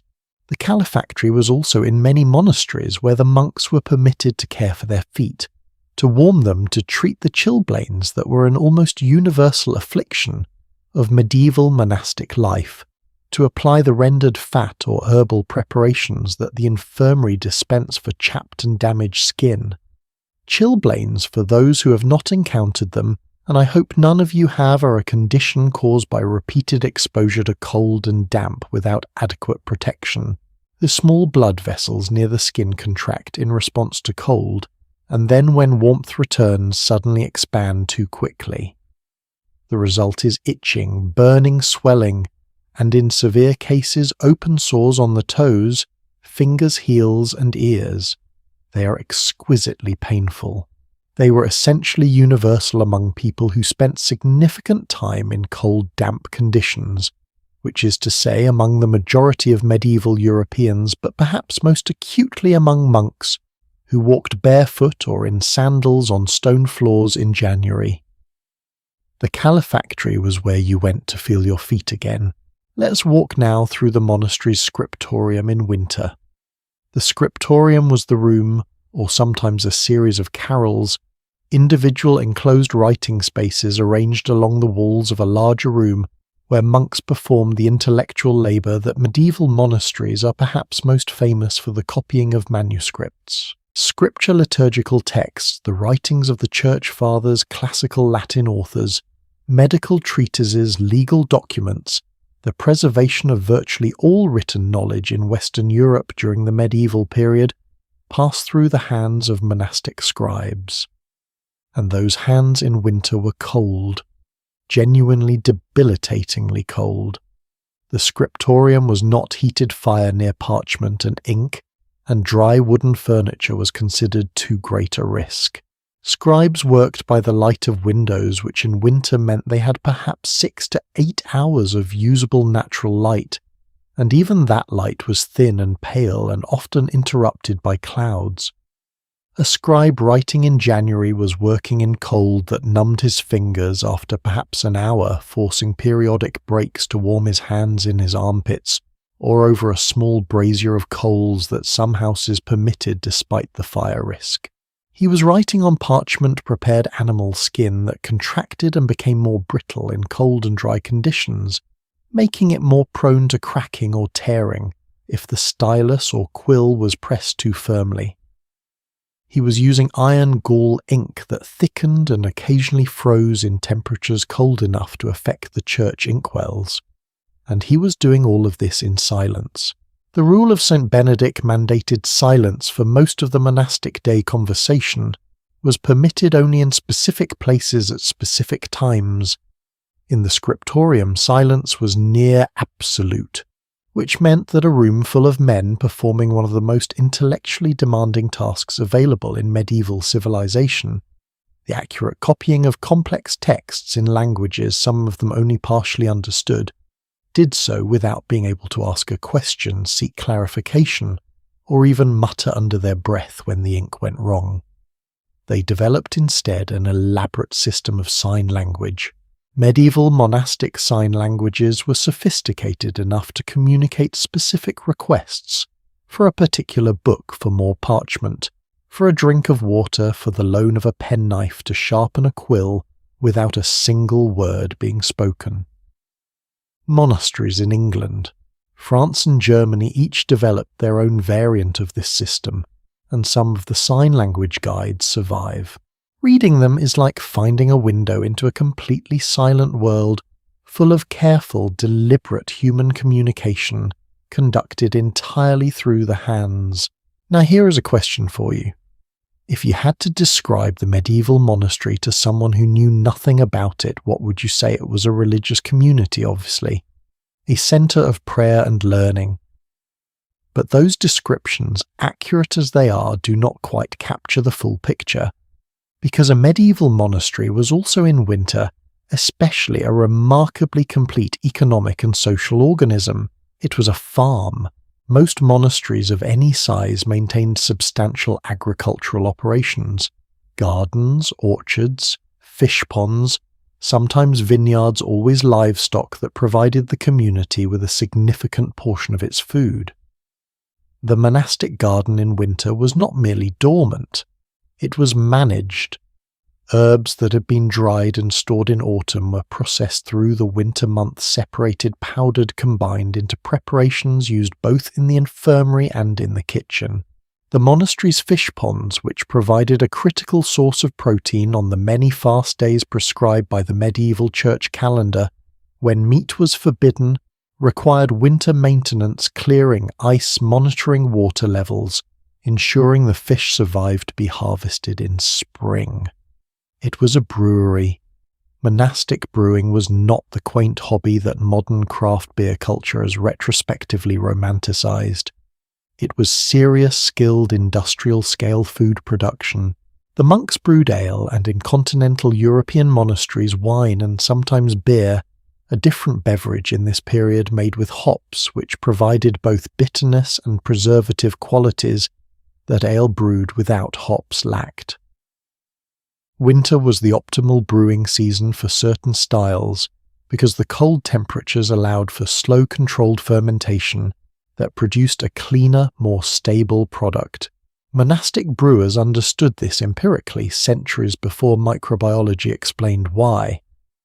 The result was beer of a quality and consistency that secular producers struggled to match, which is part of why monastic breweries dominated regional markets and generated significant income for their communities throughout the medieval period. And it was a hospital.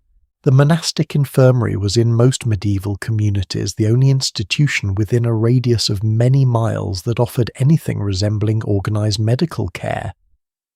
Run by the infirmarian, a monk with specialized knowledge of herbal medicine, diet, and the management of illness, the infirmary served both the monastery's own members and in many houses members of the surrounding lay community.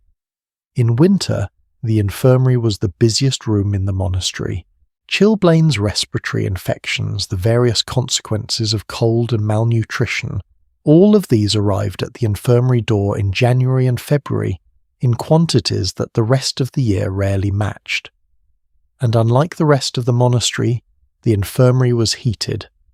It was permitted by the rule and by common sense to maintain a fire for the benefit of the sick, which meant that the infirmary, like the califactory, became in winter a place of particular significance, not just medically, but humanly. It was where warmth was, where someone was paid attention to, where a monk who had been ill enough to be excused from the punishing cold of the night offices could lie in an actual warm room and be brought food and medicine and occasionally a cup of warm-spiced wine that the infirmarian dispensed with a physician's gravity, and the recipients accepted with barely concealed gratitude. I want to spend a moment on two very different orders because they represent opposite ends of how medieval monasticism thought about winter discomfort. The Benedictines, the oldest and most widespread monastic order in medieval Europe, took a position that we might call pragmatic tolerance. Cold was real. The body had needs. The rule accommodated those needs within limits because a community that collapsed from cold could not pray, could not work, could not fulfill its purpose. Hence the califactory, hence the winter dietary adjustments, hence the heated infirmary. The Benedictine approach was not soft, but it was humane. The Carthusians, founded in the 11th century by Bruno of Cologne, took a dramatically different view. Carthusian monks lived not in communal dormitories, but in individual small houses arranged around a large cloister, each monk essentially alone in his cell for most of the day and night, coming together only for the night office and Sunday Mass. The Carthusian cell was not heated at all. The individual monk managed his cold alone in silence in a space perhaps 12 feet by 15 feet, with his books and his prayer and whatever wool he had been issued for the winter. The Grande Chartreuse, the mother house of the order in the Alps near Grenoble, sits at an elevation of over 3,700 feet above sea level. Winter there is not theoretical. It is profound.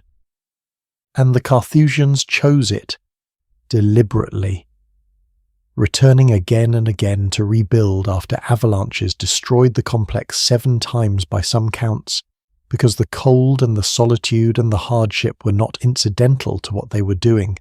They were the point. The cold was the teacher. Whether you find that inspiring or alarming probably depends on your relationship with your own thermostat, but perhaps the most important function that the medieval monastery performed in winter, more important in some ways than the brewing and the medicine and the copying of manuscripts, was the one that is least visible in the historical record. It opened its doors. The rule of St. Benedict was explicit on this point. Chapter 53, titled On the Reception of Guests, begins with words that left no room for interpretation. All guests who present themselves are to be welcomed as Christ. All guests, not guests of means, not guests with letters of introduction. All guests. In practice, this meant that any traveller who arrived at a monastery gate in winter, hungry, cold, lost, injured, or simply exhausted, was to be received, fed, given a place to sleep in the guest house, which was maintained separately from the monastic enclosure, but was considered as much a part of the monastery's obligations as the church or the scriptorium. The abbot was expected to eat with guests personally, to wash their feet in imitation of Christ washing the feet of the disciples, to treat their arrival not as an inconvenience to be managed, but as an opportunity to be welcomed. How consistently this ideal was achieved in practice varied naturally from monastery to monastery and from century to century. But the principle was there encoded in the founding document of Western monasticism, unmistakable and unambiguous, and across hundreds of monasteries scattered across the medieval landscape, it meant that even in the depths of winter, even on the roads between settlements that we discussed in Part 7, where the conditions were brutal and the options were few, there were lights burning, doors that would open, a fire, a meal, a bed, for anyone who knocked. That image, the monastery as an island of warmth and care in a winter landscape, is one I keep returning to, as I think about what medieval winter actually meant for the people who lived through it. Not just endurance, not just survival, but a web of institutions and practices and obligations and traditions that human beings had built over centuries specifically to take care of each other when the cold came. The Lord's dole, the hospice at the mountain pass, the wassail bowl passed from hand to hand, the infirmary fire, the monastery gate that opened for anyone who knocked. None of these were perfect. None of them reached everyone who needed them, but the intention behind them, the recognition that winter was a collective problem requiring collective solutions, strikes me as something genuinely worth admiring, and worth thinking about. But there was a winter coming that no monastery, no hospice, no community tradition could adequately prepare for. A winter not of one season but of years. A shift in the climate of the entire continent that arrived, gradually almost imperceptibly, and then refused to leave. A cold that changed agriculture, that changed society, that weakened an entire civilization, precisely at the moment when it would need its strength most. The historians call it the Little Ice Age, and what it did to medieval Europe, what it felt like to live through it season after season, watching the summers shorten and the harvests fail and the winters arrive earlier and stay longer than anyone could remember, is a story that connects everything we have talked about tonight to one of the most consequential catastrophes in European history. That is exactly where we're going next. Everything we have talked about up to this point, the harvest preparation, The smoky longhouses, the careful rationing of grain, the bone ice skates, the monastery gates that opened for anyone who knocked all of it, existed within a climate that for most of the medieval period was actually more forgiving than what came before or after. There is something that historians call the medieval climate optimum, a period stretching roughly from the year 950 to around 1253 full centuries, during which average temperatures across Europe were measurably warmer than in the centuries that preceded or followed them. Not dramatically warmer, not tropically warmer, but enough.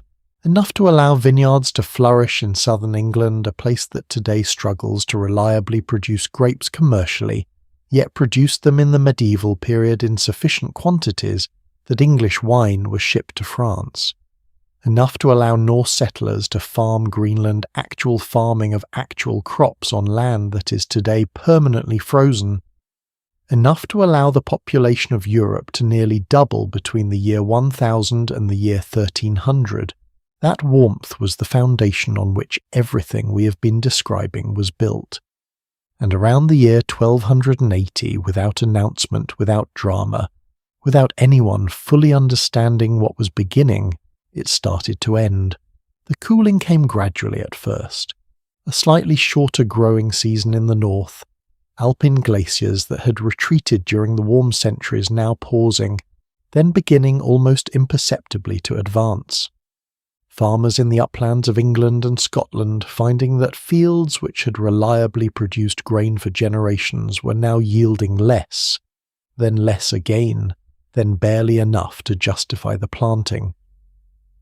These early signs were easy to explain away. A bad year, people said. A difficult decade. The weather will turn again. It always has. But it did not turn. And then in 1315 it arrived. Not gradually, not subtly, with a force that ended the world as medieval Europe had understood it. The spring of 1315 was unlike anything anyone then living had experienced. It began cold enough that in many parts of England and northern France, the winter grain that had been planted in the ground the previous autumn was still sitting there ungerminated in April. And then the rain began. Not spring rain, not the soft, welcome rain that medieval farmers understood as the signal that the growing season had genuinely arrived. This was cold, relentless, punishing rain that fell not for days but for weeks, then months. The chronicler of Flanders, writing in the city of Ghent, recorded that from May of 1315 onward, the rain barely stopped at all through the entire summer. Fields that had been ploughed and seeded turned to standing water.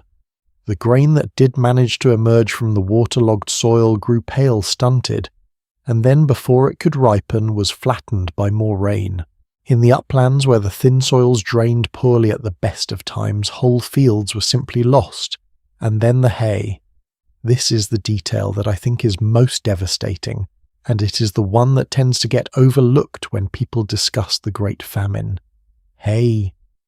Medieval livestock, the horses, the oxen, the cattle that provided the traction power for ploughing, and the dairy products that supplemented the human diet required hay to survive the winter. Hay that had been cut and dried in summer and stored in barns. And in the summer of 1315 the hay could not dry, because the sun barely came out. Animals that could not be fed through winter had to be slaughtered prematurely, exactly as the livestock assessment we discussed at the very beginning of this series, but without the choice, without the calculation, without the stored food to replace what the animals would have provided. The livestock died, which meant the ploughing capacity for 1316 was diminished, which meant the harvest of 1316 was smaller, which meant the animals that survived into 1317 were weaker, and so the spiral tightened season by season, each failure compounding the one before it. By the winter of 1315 and 1316, something was happening in European towns and cities that had not been seen in living memory. People were going hungry, not in the quiet, private, stoic way that bad harvests occasionally produced in individual villages. Publicly, visibly. In the streets of cities like Bruges, Ypres, and London cities that in normal years were centres of commerce and relative prosperity, people were collapsing from hunger in public. The grain markets that had always in good years maintained some floor of affordability were now operating at prices that had no precedent. In England, the price of wheat between 1313 and 1315 rose by somewhere in the region of 800%. 800%! A commodity that a labourer's daily wage could purchase in reasonable quantity in 1313 was 2 years later something he could afford only in portions that left him permanently chronically underfed. The impact on the poor was catastrophic. On the moderately poor it was severe. Even on households that considered themselves reasonably secure, small landholders, urban craftsmen, the middling ranks of medieval society, the famine reached in ways that none of them had prepared for, because nothing in their experience had told them to prepare for it. I want to read you something. Not a statistic, a human account. The chronicle of the Irish friar John Clyn, writing in the 14th century, a man who lived through multiple catastrophes and developed, I think, one of the most precise and unsentimental voices in all of medieval historical writing, described conditions during the famine years with a directness that bypasses every romantic notion we might have about the Middle Ages. He wrote of people dying by the roadsides, of the sick and the hungry lying together in church doorways too weak to move, waiting for someone to bring them something anything, of families that had done everything correctly, that had stored carefully, that had reduced their consumption, that had shared what they had, finding that what they had was simply not enough. William of Newburgh's chronicler, describing conditions in Ypres in the spring of 1316, recorded that the city buried over 2,800 people in a period of 6 months. Ypres was not a large city by modern standards. 2,800 people in 6 months was not a minor event in a small medieval town. It was a catastrophe, and Ypres was not unique. Historians studying mortality records from this period across England, France, the Low Countries, and the German territories estimate that the Great Famine, which lasted not 1 year, but 7 consecutive years of partial or total harvest failure from 1315 to 1322, reduced the population of Northern Europe by somewhere between 10 and 25%. Sit with that number for a moment. 1 in 10, 1 in 4, gone in 7 years. Now I want to be careful here because there is a version of this story that can slip into something almost comfortable, the narrative of collective catastrophe that stays at a safe statistical distance, and I do not want to tell it that way. Because what the Great Famine actually looked like at the level of individual human beings and individual families was not distant. It was intimate and specific, and in the accounts that survive almost unbearably human. The chroniclers of the period, and there were several who wrote with remarkable candour, described things that medieval writers almost never described, because medieval writers almost never saw them. People eating things they would not ordinarily touch, bark stripped from trees, leather boiled soft enough to chew, the bodies of animals that had died from cold or disease rather than being slaughtered, things that in normal years would have been buried or rendered for fat now being consumed because there was nothing else. And beyond these accounts that are harder to read, of children abandoned by parents who could not feed them, left at monastery gates or church doors in the desperate hope that the institution would take them in, of crime rates rising sharply across urban areas as people stole food not from avarice but from necessity, of communities fracturing along the fault lines that prosperity had papered over between those who had stored enough and those who had not, between those whose land drained well and those whose did not, between those with connections to grain merchants and those without. The famine did not afflict everyone equally. It never does. It fell hardest on those who were already closest to the margin. and in medieval Europe a great many people lived very close to the margin. Here is the detail about the Little Ice Age that most people find genuinely startling. The Thames River froze, not partially, not with a thin crust that cracked under a careful foot. Solid, thick enough to support the weight of not just people but structures. The first documented frost fair on the Thames, when Londoners set up market stalls, roasted oxen, held games and entertainments directly on the frozen surface of the river, occurred in the winter of 1309, just before the Great Famine years, when the cold had already begun its long work on the European climate.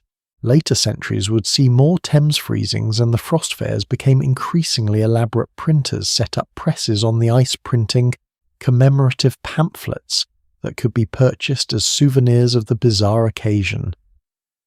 But in the early 14th century, a frozen Thames was not yet a spectacle. It was a symptom, a visible, undeniable sign that the climate had shifted in ways that affected everything: the crops, the livestock, the timing of the seasons, the behaviour of waterways that had been reliably unfrozen within living memory.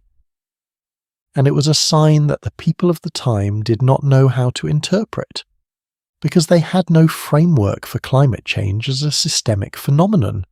They had frameworks for bad weather, for God's displeasure, for the natural variation of years, but for the idea that the climate itself, the deep foundational rhythm of seasons that had structured human life since the beginning, could permanently shift. That was not a concept they possessed, and so they waited for it to end, and waited, and waited. Let me tell you about the volcanic eruptions, because the cooling of the medieval climate did not arrive from nowhere, and the causes of it, which we now understand considerably better than medieval people, could connect the story of European winter to events happening on the other side of the planet. In the year 1257, a volcano on the island of Lombok in what is now Indonesia, a volcano called Semalas, produced one of the largest eruptions in the past 7,000 years. The eruption itself was not witnessed by anyone in Europe. It was far too distant, but the sulfur dioxide it injected into the upper atmosphere in quantities estimated by modern ice core analysis to be extraordinary even by the standards of major volcanic events was not distant. Sulfur dioxide in the stratosphere forms aerosols that reflect sunlight back into space before it can warm the Earth's surface. The effect is global, and it persists for years. Ice cores drilled in Greenland and Antarctica preserve a chemical record of past volcanic events with remarkable precision, and the Semalas eruption appears in those cores as a sharp spike, followed by a period of measurably cooler temperatures across the northern hemisphere. Medieval farmers in England and France in 1258 did not know that a volcano in Indonesia had erupted the previous year. They only knew that the summer was cold, that the grain was thin, that something felt different. What they were feeling was the beginning of a shift that would take decades to fully unfold and centuries to finally end. The Little Ice Age, which climate historians date as lasting with significant variation from roughly 1300 to as late as 1850, was shaped by multiple causes working in combination: volcanic eruptions that dimmed the sun in pulses across the centuries, variations in solar output during a period called the Maunder Minimum, when sunspot activity was dramatically reduced, and feedback loops in ocean circulation patterns that amplified and prolonged the cooling effects. None of this was understood at the time, all of it was felt. And then, in 1347, a generation after the Great Famine had exhausted and depleted the population of Northern Europe, the Black Death arrived. I am not going to go deeply into the plague itself here, because that is its own story, and it deserves its own telling. But I want to make one connection that I think is essential. The Great Famine did not just kill people. It left the survivors weakened in ways that were invisible to the people themselves, but that we can now measure in skeletal remains. Paleopathologists, scientists who study disease and health in ancient populations through the physical evidence left in bones have found consistent evidence of nutritional stress in the skeletal remains of people who lived through the famine years. Bones that show arrested growth during childhood, teeth that reveal periods of severe nutritional deficiency in their microscopic structure, immune systems that had been pushed to their limits and recovered but not fully. These were the bodies that the Black Death encountered in 1347. Not the robust, well-nourished bodies of a population at the height of the medieval climate optimum. The hungry, depleted, famine-scarred bodies of a population that had spent a generation recovering from one catastrophe and had not quite finished when the next one arrived. The relationship between the Little Ice Age, the Great Famine, and the Black Death is not a coincidence. It is a chain.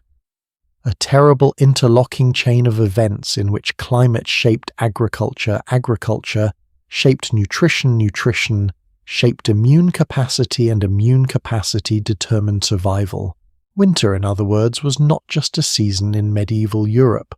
In its most extreme form, it was the first link in a chain that changed the course of Western civilization. And this matters deeply, and I want to make sure we end this part in the right place. The Great Famine was also a story about what human beings do when catastrophe exceeds everything they have prepared for. And some of what they did was remarkable. Agricultural historians studying the decades immediately following the Great Famine have documented a wave of innovation across European farming communities that was directly driven by the experience of the famine years.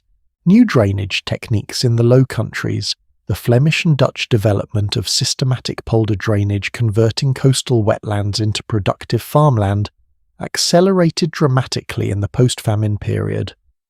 New crop rotation strategies that reduced dependence on a single grain and spread the risk of failure across multiple species. The introduction and gradual spread of crops with shorter growing seasons, better adapted to the cooler, wetter conditions of the new climate. None of these innovations came quickly enough to prevent the famine or meaningfully shorten it, but they represented something important, the recognition hard-won and bitterly purchased that the old ways were no longer adequate, that the climate had changed, that survival required change in response. Medieval farmers did not have satellite data or climate models. They had dead children and empty barns and the cold, clear evidence of their own fields, and from that evidence they drew conclusions and they acted on them. With a pragmatic, unglamorous, entirely human determination to figure out what worked in the world as it now was rather than the world as it used to be. Which brings me to a question that I have been sitting with through this entire section of our story. What does it do to a person, to a community, to a civilization, to go through something like the Great Famine and come out the other side not unchanged, marked, permanently more aware of the fragility of the systems that sustain daily life, more attentive to the signs of coming difficulty, more willing perhaps to share with neighbours because the famine had demonstrated with brutal clarity that isolation was a strategy for dying, and that the communities which survived were almost always the ones that had maintained the networks of mutual obligation and support that we've been tracing throughout this story. The great medieval institutions of care, the monastery, the hospital, the parish emerged from the post-famine world not diminished but strengthened, because everyone now understood viscerally at a level below argument why they existed, what happened when they failed, what the alternative looked like. Winter, I have come to believe, was not merely the hardest season in the medieval calendar, it was the teacher that medieval civilization kept returning to. And even in its most brutal form, even in the form of the Great Famine's 7-year darkness, it taught lessons that shaped how people cared for each other for generations afterward. But the winter we've been discussing, the historical, agricultural, climatic, social winter, has one more dimension that we have not yet touched. The inner one, the sickness, the frostbite, the pneumonia, the chilblains we mentioned in the monastery, the respiratory infections that moved through crowded households in January. Medieval medicine's encounter with winter illness was a world of herbal remedies and theoretical frameworks so distant from modern practice that some of them make you wince, and some of them quietly surprisingly worked. What medieval healers actually understood about winter sickness, what they got spectacularly wrong, and what they got against all odds exactly right, that is the story waiting for us next. Something I find genuinely fascinating about the history of medicine is how confidently wrong intelligent people can be for very long periods of time when they are working from a framework that is internally consistent but fundamentally disconnected from how the body actually works. Medieval medicine was exactly this: sophisticated, internally coherent, taught in universities, debated by scholars, practiced by people who were by any measure among the most educated individuals of their era, and built on a foundation that was in some crucial respects almost entirely incorrect. What happened when that medicine met winter, when it encountered the particular constellation of illnesses, injuries, and suffering that the cold months reliably produced, is a story that oscillates sometimes within the same treatment between the genuinely effective and the quietly catastrophic. And I think it deserves to be told honestly, because the people who practiced it were not fools. They were doing the best they could with what they had, which is, when you examine it closely, both more admirable and more humbling than we usually give them credit for. The theoretical foundation of medieval medicine rested on a framework developed by ancient Greek physicians, most significantly Hippocrates in the 5th century before the Common Era and Galen in the 2nd century of it, and preserved, elaborated and transmitted to medieval Europe through Arabic scholars and physicians who had maintained and expanded the classical medical tradition during the centuries when much of it had been lost to the Latin West. At the centre of this framework was the theory of the 4 humours. The human body, according to this model, was governed by 4 fundamental fluids: blood, which was warm and moist; yellow bile, which was warm and dry; black bile, which was cold and dry; and phlegm, which was cold and moist. Health was a matter of balance among these 4. Illness was imbalance, too much of one, too little of another, or a quality like warmth or moisture that had shifted beyond its proper proportion, and crucially for our purposes, each of the 4 seasons was associated with a dominant humour. Winter was the season of phlegm, cold, moist, slow-moving phlegm, which meant that winter illness, the runny noses, the chest congestion, the heavy sluggish feeling of a body fighting a respiratory infection, was understood not as a microbial invasion, but as an excess of phlegmatic quality that the cold season naturally produced. The treatment, therefore, was to counteract that excess, to warm, to dry, to restore the proper balance by introducing qualities that opposed the imbalance. This is why hot spiced wine was prescribed medicinally in winter, and I want to be careful here because this is not simply an excuse to drink. Hot wine with ginger and pepper was a genuine medical prescription written in medical texts dispensed by physicians, consumed by patients under medical guidance. Because ginger and pepper were considered hot and dry in their qualities, they would in theory counteract the cold moisture of excess phlegm. The theory was wrong, but the treatment, warmth, hydration, aromatic compounds that opened nasal passages and soothed irritated throats was not entirely without benefit. Now let's talk about diagnosis, because before a medieval physician could prescribe anything, he needed to determine what was wrong, and his primary diagnostic tool was something that will either make you laugh or make you profoundly grateful for modern medicine depending on your disposition: the urine flask, uroscopy. The examination of urine as the central diagnostic method of medieval medicine was not a fringe practice, it was the standard. It was the central skill that distinguished a trained physician from a mere empiric and elaborate illustrated guides called uroscopy wheels. depicted dozens of different urine samples in different colours and consistencies, each associated with a specific diagnosis and recommended treatment. The physician examined the colour. Was it pale yellow, deep amber, reddish, cloudy, clear? He examined the consistency, thick, thin, with sediment with floating particles. He examined the smell, and in some documented cases he examined the taste. I'm going to let that sit for a moment. A medieval physician would sometimes taste his patient's urine as part of the diagnostic process, not because he was particularly enthusiastic about it, but because it was the technology available. And here is the genuinely interesting part: it was not entirely useless. Sweet-tasting urine, which a physician who'd examined enough patients would learn to recognize as a real and reliable indicator of what we now call diabetes. Urine with a particular smell can indicate kidney dysfunction.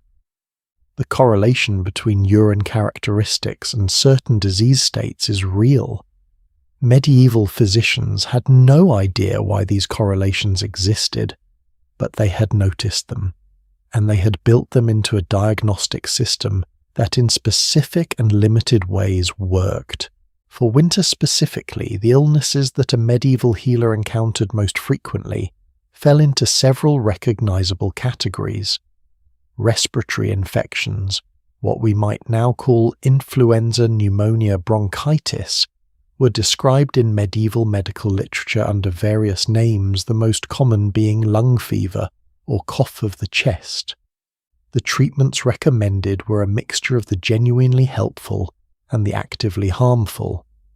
On the helpful side, bed rest in a warm room, steam inhalation, specifically breathing the steam from water in which herbs like thyme, rosemary and mint had been boiled, honey administered as a syrup or mixed with wine or warm water. These three things rest. Steam honey are in the judgment of modern respiratory medicine genuinely beneficial for upper respiratory infections. Honey in particular has documented antimicrobial properties. Multiple clinical trials in the 21st century have confirmed that honey is as effective as, or more effective than over-the-counter cough suppressants, for reducing the frequency and severity of coughing in respiratory infections. Medieval physicians prescribed honey for coughs not because they understood any of this. They prescribed it because it worked, and the empirical observation that it worked had been transmitted across generations of practitioners until it was simply established knowledge. On the harmful side, bleeding. Phlebotomy, the deliberate opening of a vein to release blood, was one of the most universally practiced medical interventions in medieval Europe, and it was applied to nearly every serious illness, including respiratory infections and fever. The rationale was humoral. If the patient had too much blood, or if the blood had become corrupted, releasing some of it would restore balance.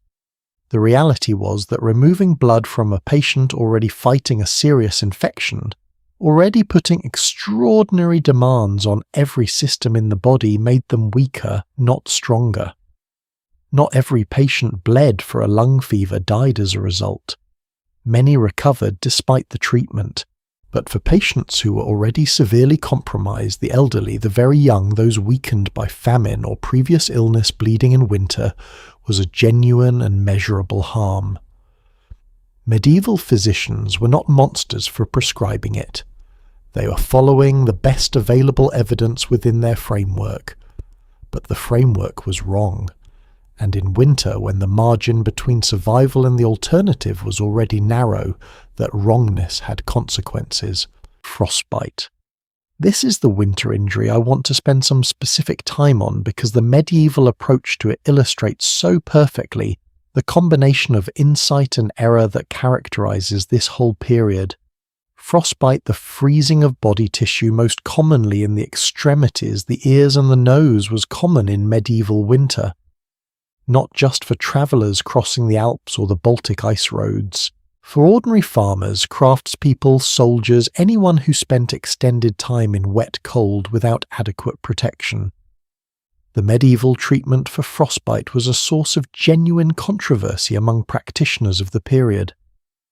One school of thought held that frostbitten tissue should be warmed, gradually brought back to temperature slowly, using moderate warmth rather than sudden heat. This is, as we now understand, exactly correct. Rapid warming of severely frostbitten tissue damages the fragile cells of the recovering area in ways that slow warming does not. The medieval practitioners who advocated gentle, gradual warming were right. They did not know why they were right, but they had observed that patients treated this way fared better than those treated with sudden heat, and they had drawn the correct practical conclusion. Another school of thought, and this is the one that makes modern medical historians wince, held that frostbitten limbs should be rubbed vigorously with snow. The intuition behind this was not irrational. Snow is cold. The affected area is frozen. Applying cold to cold might seem to create a gentler transition than applying heat. In practice, rubbing frostbitten tissue with anything snow cloth, anything damages the already injured cells and worsens the outcome significantly. This treatment was wrong. The practitioners who used it were not stupid. They had observed in a general way that patients sometimes recovered after snow rubbing. They had not controlled for the fact that mild frostbite often recovers on its own, regardless of treatment, and that their snow rubbing was correlated with recovery only because mild frostbite tends to recover. The severe cases where the rubbing genuinely mattered and genuinely harmed often had other explanations attached to their worse outcomes. Medieval clinical observation was real.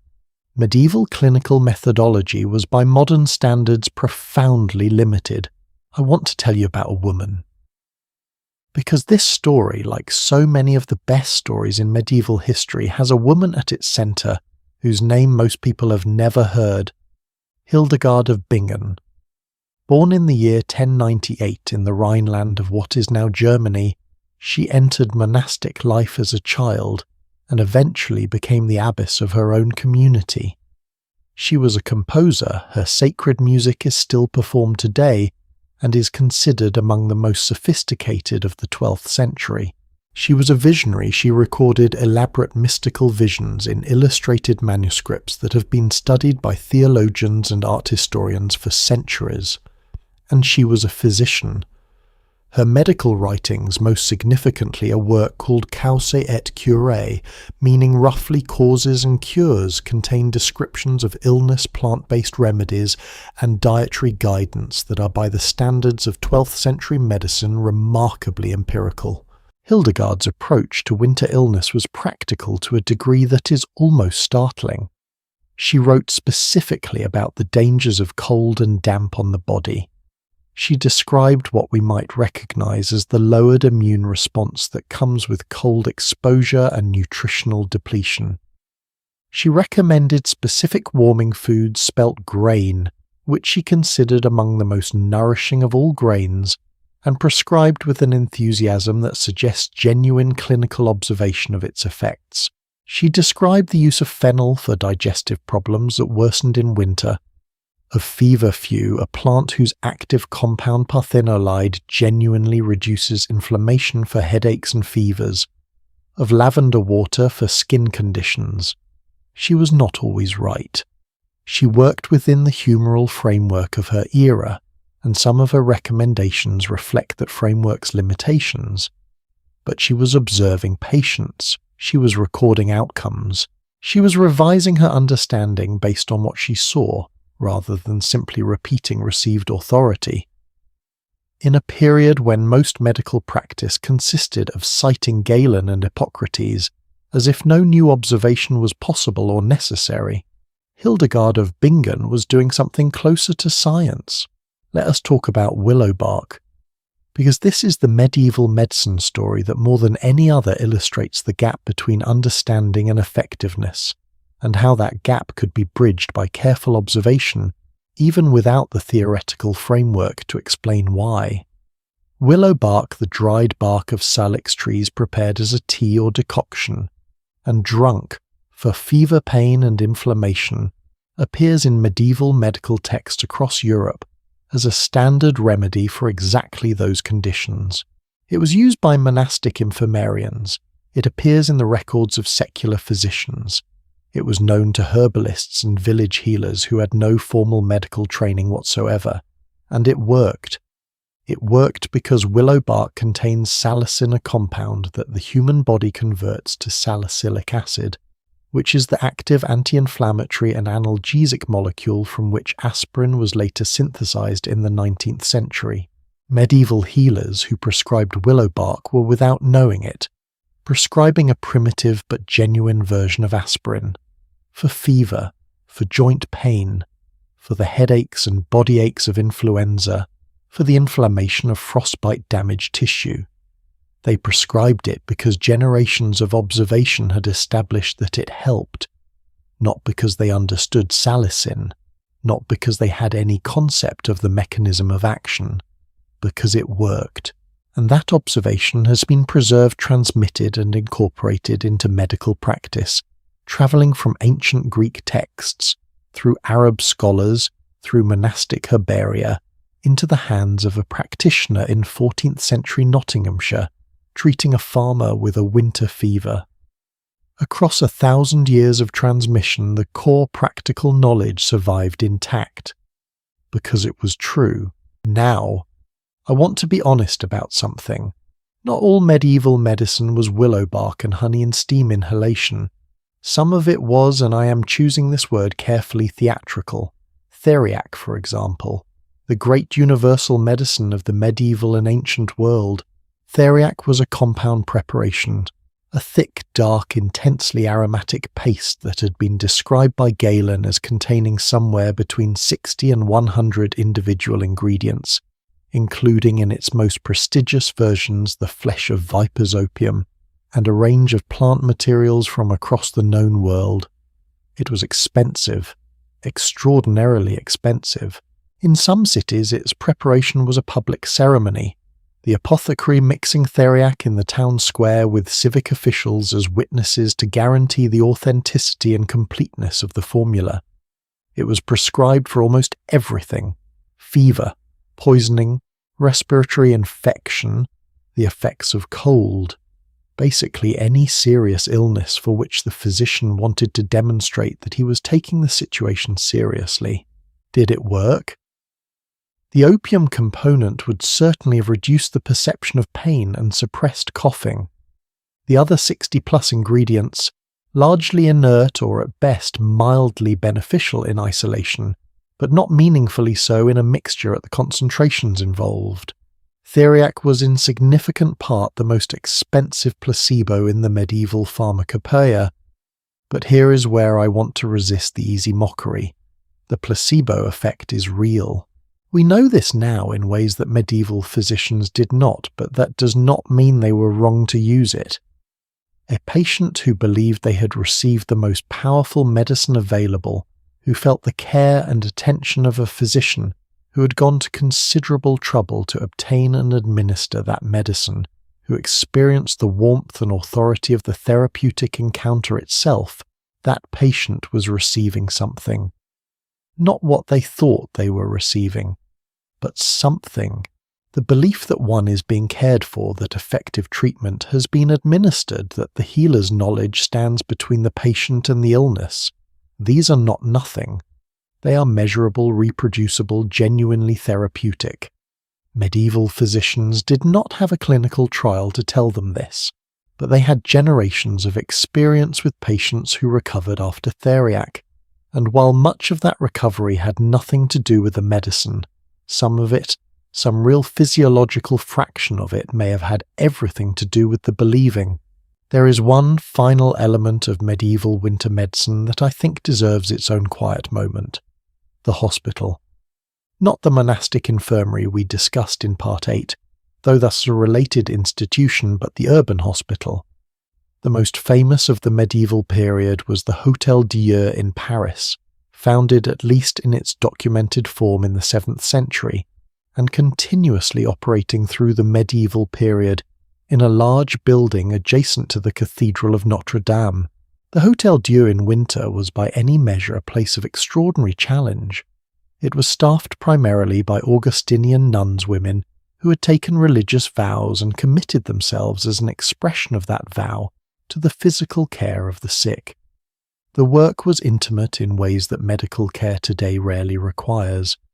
The nuns bathed patients, they changed their soiled linen, they administered medicines by mouth and by application, they sat with the dying, they prayed. In winter, the wards of the Hotel Dieu were crowded far beyond their intended capacity, because winter produced more illness, and because the cold drove people without shelter to seek admission to the hospital, not only for medical reasons but simply to be somewhere warm. The nuns managed this without modern nursing theory, without germ theory, without the concept of cross-contamination. They managed it with extraordinary physical and emotional endurance, with a framework of meaning provided by their faith, and with a practical expertise in the management of illness and suffering that was built from decades of direct experience. They were not scientists. They were caregivers of a quality and dedication that any modern institution would be fortunate to match. And in the coldest weeks of a medieval January, when the streets of Paris held people dying of cold and hunger and illness, the Hotel Dieu kept its doors open, its fires burning, its nuns moving from bed to bed in the candlelight, doing what they could, with what they had, for anyone who needed it. Looking across the whole landscape of medieval winter medicine, the urine tasting and the theriac and the bloodletting on one side, the willow bark and the honey, and the steam inhalation, and the extraordinary dedication of the caregivers on the other. What strikes me most is not the gap between what they knew and what we know. It is the determination, the refusal to simply let winter take people without a fight, the careful accumulation across generations of whatever actually worked, transmitted through herbaria and medical schools and village knowledge and monastic infirmaries and the hands of 1,000 nameless women who cared for the sick in cold rooms in January and noted in some corner of their memory what helped and what did not. That accumulation was slow. It was imperfect. It was encrusted with theory that was wrong and practice that was harmful. But underneath all of it, there was something real. The stubborn human insistence on figuring out how to help, how to reduce suffering, how to keep the people you love alive through another winter. That insistence in the end is the thread that connects medieval medicine to everything that came after, including the medicines we use today, which brings us, I think, to one of the most intimate and quietly extraordinary parts of this entire story. Because we have talked about the foods, medieval families ate the homes they slept in, the festivals they celebrated, the roads they travelled, the institutions they built, the climates they endured, the illnesses they suffered, and the remedies they reached for. But we have not yet talked about how they clothed themselves. Not just the practical question of what they wore, though, that is fascinating, but the deeper question of what those clothes meant. What getting dressed in a medieval winter actually said about who you were, where you stood, what you could afford, and what you owed to the people around you. The clothing of a medieval winter was not just fabric. It was identity, economic, social signal, and survival technology simultaneously. And some of what people wore and some of what they could not wear by law will genuinely surprise you. Here is something I want you to consider before we go any further. You're wearing clothes right now, probably comfortable ones, probably chosen this morning from a selection of options based on the weather, your plans for the day, and some combination of personal preference and habit. You did not think very hard about it. Nobody told you what you were allowed to wear, and whatever you chose, it did not announce to every person you encountered precisely how much money your family had, what your father did for a living, how many acres of land you owned, or what rank you held in the social order. Medieval clothing did all of those things simultaneously, involuntarily, and in winter especially, when the difference between a warm garment and a cold one could be the difference between a productive January and a January spent fighting pneumonia by the fire, what you wore was not just identity, it was survival technology, and the laws governing who could wear what and why, and what happened if you dared to wear something above your station. Those laws reveal a society's anxieties about itself with a clarity that almost nothing else in the historical record matches. Let us start with a law. In England, in the year 1363, King Edward III, the same king who had presided over England's early victories in the 100 Years' War, and had watched the Black Death reshape his kingdom a decade earlier, issued what historians now call the Sumptuary Law of 1363. Sumptuary laws were not new. They had existed in various forms across Europe for centuries, drawing on Roman precedents, and justified by a mixture of economic reasoning and social anxiety. But the English law of 1363 was unusually specific. It divided the population into categories, and assigned to each category a defined range of permitted clothing materials. Servants and common labourers plain wool only. No furs, no silk, no embroidered cloth, not because silk and embroidered cloth were unavailable, but because the law held that a servant dressed above his station confused the social order, made it difficult for people of rank to know at a glance who they were dealing with.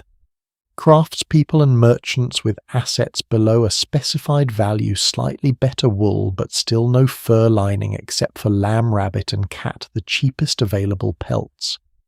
Merchants of greater means beaver fur was permitted, otter in some versions, but not marten, not sable, and absolutely not ermine.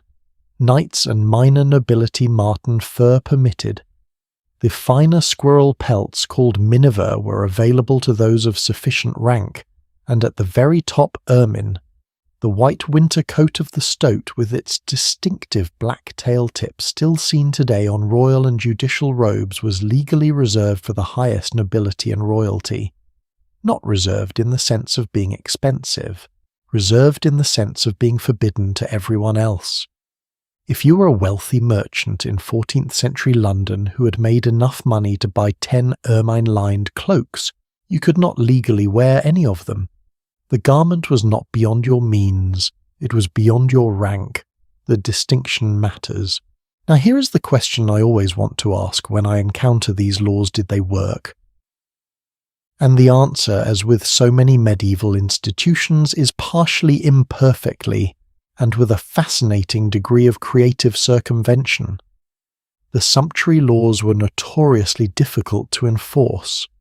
The fines for violations existed on paper, the prosecutions were sporadic, and the prosperous merchant class of the 13th and 14th centuries, increasingly wealthy, from the wool trade, the textile trade, the spice trade, had both the means to dress well and the inclination to do so, legal restrictions notwithstanding.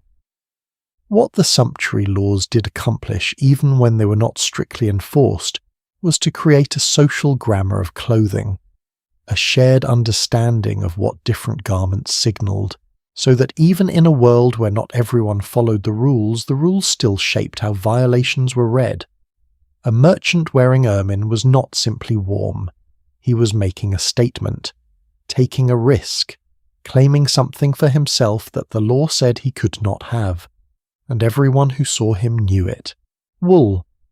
Everything in medieval European clothing for the vast majority of people across the vast majority of the medieval period began and ended with wool. And the wool itself was not a single material. It was a spectrum. At one end, the coarse, scratchy, barely processed wool called frieze, cheap, durable, effective at keeping out wind, but not particularly comfortable against the skin, was what most working people wore for their outer garments through the winter months. You did not love wearing frieze, but you did not freeze to death wearing it either. At the other end of the spectrum, the finest English broadcloth tightly woven from the fleece of specific breeds of sheep, Folded-in mills that pounded the wet cloth until it felted slightly and became denser and more waterproof, then stretched on frames to dry, evenly was among the most prized textile products in medieval Europe. Flemish weavers, the craftspeople of cities like Ghent, Bruges and Ypres, the same cities devastated by the Great Famine we discussed in Part 9, built their civilization on the processing of English raw wool into finished cloth that commanded premium prices across the continent. The English wool clip, the annual shearing harvest from England's enormous flocks of sheep, was so central to the medieval economy that the Lord Chancellor of England sat and still sits today on a large wool-stuffed cushion in the House of Lords. The woolsack. A physical reminder persisting into the present of how much of medieval England's prosperity and power rested on the backs of its sheep. Here is the detail about wool that most people do not know, and that I find genuinely wonderful. Raw, freshly shorn wool is naturally waterproof, not because of the fibre itself exactly, but because of a waxy substance called lanolin that the sheep's skin produces and that coats the fleece. When you put on a wool cloak made from lightly processed wool that had been cleaned but not heavily scoured, you were wearing a garment that repelled light rain, that shed water from its surface, that kept you drier in wet winter conditions than many modern synthetic fabrics. The lanolin was also the reason that working with raw wool, carding it, spinning it, weaving it left workers' hands notably softer and less chapped than hands that worked with other materials. Medieval spinners did not understand lanolin, but they noticed its effects. They knew that the greasy, unwashed wool that came directly from the sheep had qualities the heavily cleaned wool lacked. And in winter, when hands cracked and bled from cold and dry air, the lanolin that transferred from raw wool to skin during spinning was functionally a hand cream. Free, effective and available to anyone who worked with wool, which was most people. Underneath the wool, directly against the skin, worn day and night, washed far more frequently than the heavy outer garments that were difficult to clean and slow to dry, was linen. The linen undergarment. For men, a long shirt reaching to mid-thigh or the knee. For women, a similar shift that served as the foundation of everything worn over it. Linen woven from flax fibres had qualities that wool lacked. It did not felt or shrink when washed in water. It could be boiled clean, a significant practical advantage in a world without detergent where boiling was the primary means of genuine sanitization. It did not hold body odour the way wool did, and against skin, particularly in the cold, it provided a soft, relatively non-irritating layer between the body and the heavier, scratchier wool garments over it. The condition of one's linen was in medieval social signalling almost as important as the quality of one's outer garments. Clean white linen visible at the neck and cuffs where the undergarment showed beyond the edge of the tunic communicated that the wearer had access to regular laundering, which communicated prosperity, which communicated status. The visible linen edge was the medieval version of an ironed collar. It said, "This person is not living at the absolute margin of survival." Now I want to talk about furs, not as luxury, because that framing misses something important, as technology. Because for anyone who spent significant time outdoors in a northern European winter, and in the medieval period, almost everyone spent significant time outdoors, fur was among the most effective insulating materials available. Nothing in the medieval textile toolkit matched the thermal performance of a well-made fur garment. Wool was excellent. Multiple layers of wool were better. But a fur-lining animal skins with the hair intact sewn into the interior of a cloak or surcoat so that the hair layer faced inward toward the body created a still air layer of extraordinary insulating capacity. The physics of this are the same physics that explain how modern down jackets work. Small fine hair fibers trap air. Still air does not conduct heat well. Therefore, a layer of trapped still air between the body and the cold outside is the most efficient insulator available. Medieval furriers understood none of this physics, but they understood that a fur-lined garment was warmer than an unlined one, and so the entire system of sumptuary law around furs was not merely about status, it was about access to the best available warmth technology and the deliberate legal restriction of that access to those at the top of the social hierarchy. The ermine cloak was not just a symbol of royal power.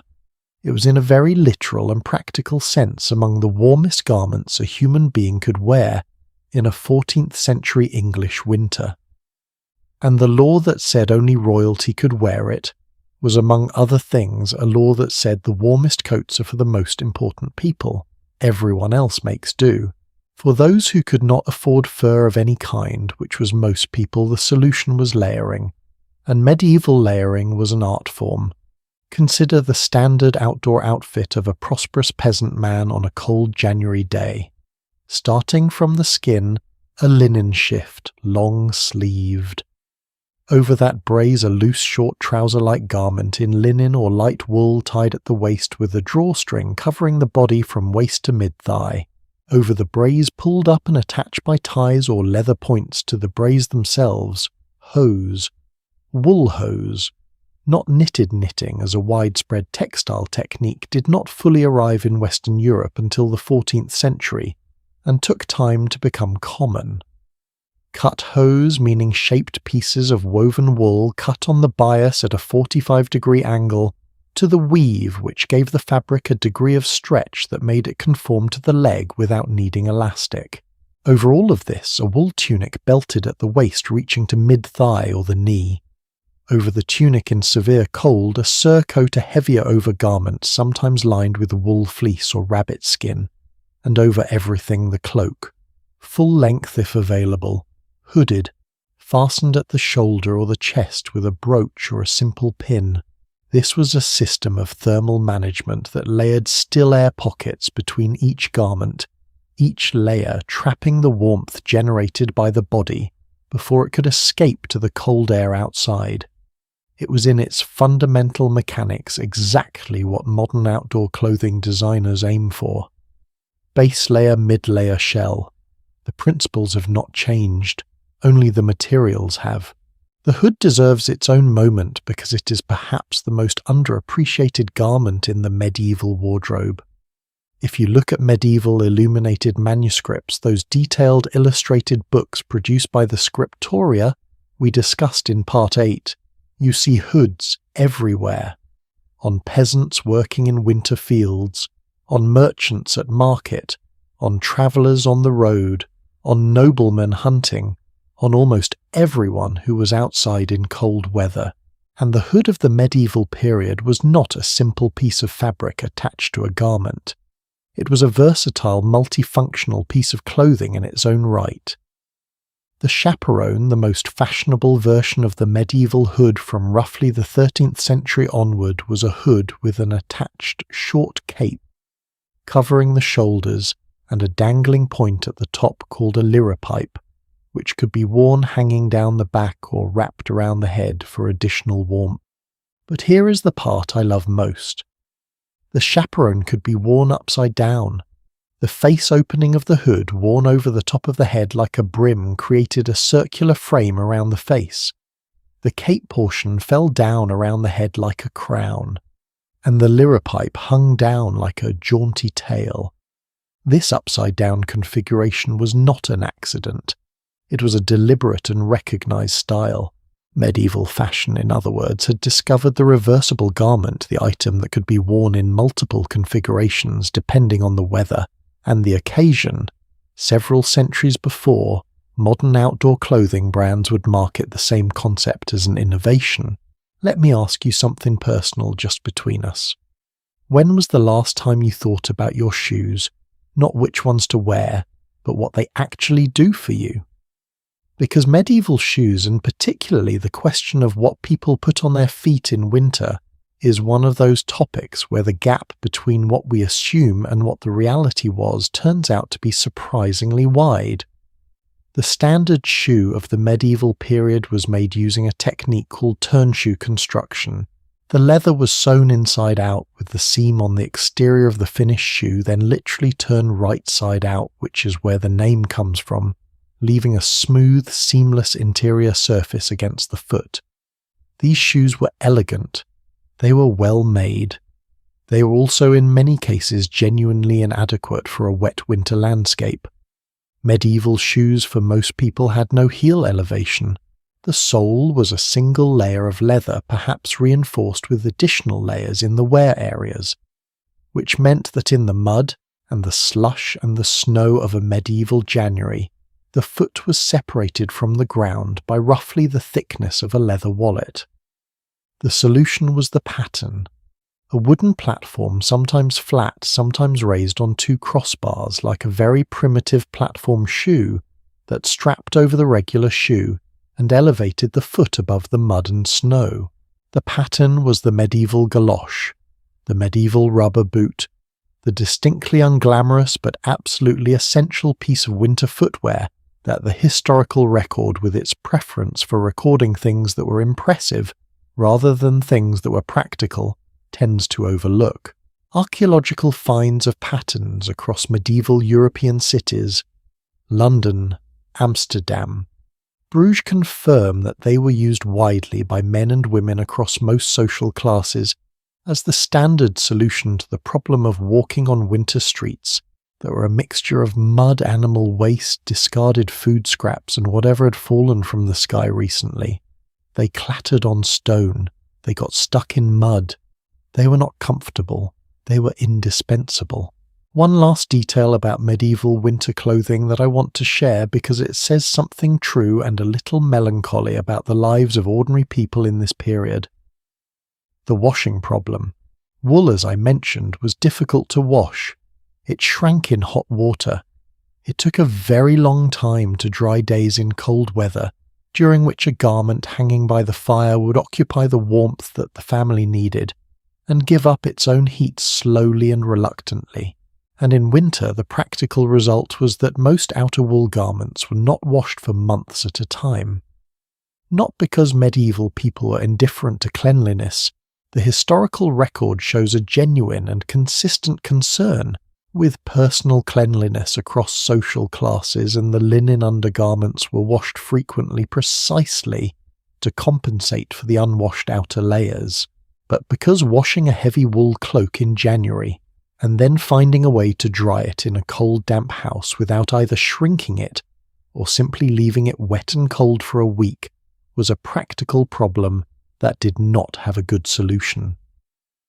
The clothes that medieval people wore through the winter months smelled of wood smoke and lanolin and the accumulated presence of the bodies inside them. They were warm. They were worn. They were in a sense that we've largely lost the ability to feel intimate objects that had been part of daily survival for months, that bore the marks of the season on them, that were as much a part of winter as the food and the fire and the people themselves. And when spring finally came, when the days lengthened and the temperature rose and the linen could be washed and dried in actual sunlight again, the putting away of the heavy winter garments and the airing of the chest that had stored them must have felt in a way we can only imagine like a genuine liberation, which is, I think, the perfect place to end this part. Because we have been living inside the medieval winter for a long time now. We have walked through the harvest and the cold houses and the food and the darkness and the feasting and the roads and the monastery and the famine and the medicine and now the clothes. And all of it, every single piece of this story has been building toward a question. What did surviving all of this actually do to these people, not just physically, but in their hearts, in the way they understood themselves and the world and their place in it? Because the medieval winter did not just test people, it shaped them. It created a particular kind of soul, resilient, communal, attuned to the rhythms of the natural world in ways we've largely forgotten, that expressed itself in how they greeted spring, how they understood suffering, and what they believed the cold months were ultimately for. The medieval soul in winter. The inner life of a people facing darkness without flinching. That is the final piece of this story, and it is the one I have been most looking forward to telling.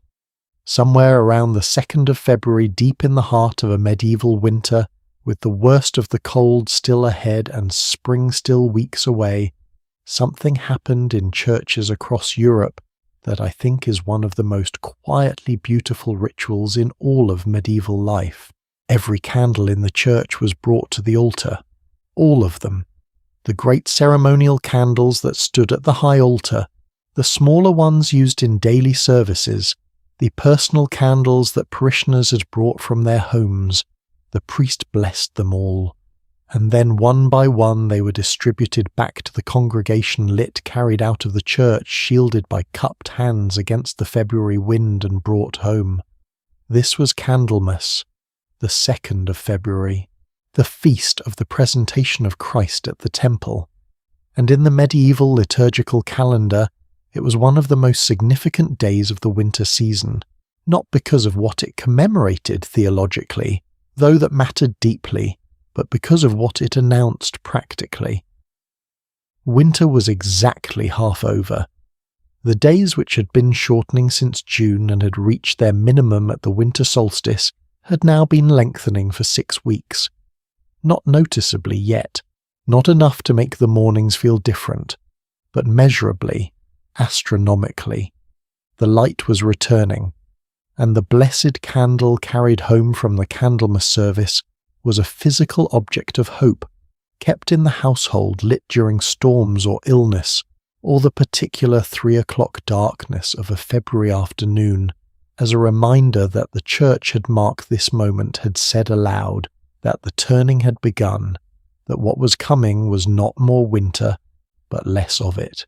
There is a concept I want to introduce here that I think is essential to understanding how medieval people experienced the passage from winter to spring. It is not a grand philosophical idea. It is simpler than that. Medieval people understood time as fundamentally cyclical. Not the way we moderns often talk about cycles in a vague metaphorical sense. Literally, structurally, institutionally cyclical. The liturgical year, the calendar of feasts and fasts and commemorations that governed medieval Christian life, moved in a circle. It began with Advent, the 4 weeks of anticipation before Christmas. It moved through the 12 days of Christmas we discussed in Part 6. Through Candlemas. Through Lent, the 40 days of fasting and preparation before Easter. Through Easter itself. Through Pentecost. Through the long summer season of ordinary time, and then back round to Advent again, every year, without exception, without end. The implication of this structure, the thing it embedded in the consciousness of everyone who lived within it, was that whatever season you were in, you had been there before, and would be there again, and you knew not as an article of faith, but as a matter of lived experience that it would pass. Winter was not a problem to be solved. It was a chapter in a story that had a known ending. Spring was not a hope. It was a certainty. And I think that certainty, that structural, institutional, communally reinforced certainty, gave medieval people a relationship with winter suffering that is genuinely different from how we tend to experience difficult periods today. We tend to experience hardship as interruption, as deviation from the expected condition of comfort and ease, as something that should not be happening and needs to be fixed. Medieval people experienced winter hardship as a known expected temporary phase of the cycle. Not comfortable, not welcome, but comprehensible, and therefore in some important sense more bearable. Here is a date I want you to remember. Plough Monday. The first Monday after the Feast of the Epiphany, the 6th of January, which marked the formal end of the 12 days of Christmas.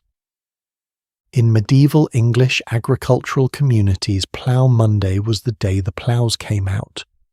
Not to be used immediately, the ground was still frozen, the field still dormant, but to be cleaned, inspected, repaired over the winter, blessed at the church door and prepared for the moment when the earth would thaw enough to receive them, The ceremony of Plough Monday, in which farm labourers would drag a decorated plough through the village, sometimes collecting small gifts or money from householders, sometimes performing short plays or dances along the way, was a community ritual marking the turn from the deep inward withdrawal of midwinter toward the outward active agricultural work of the coming season.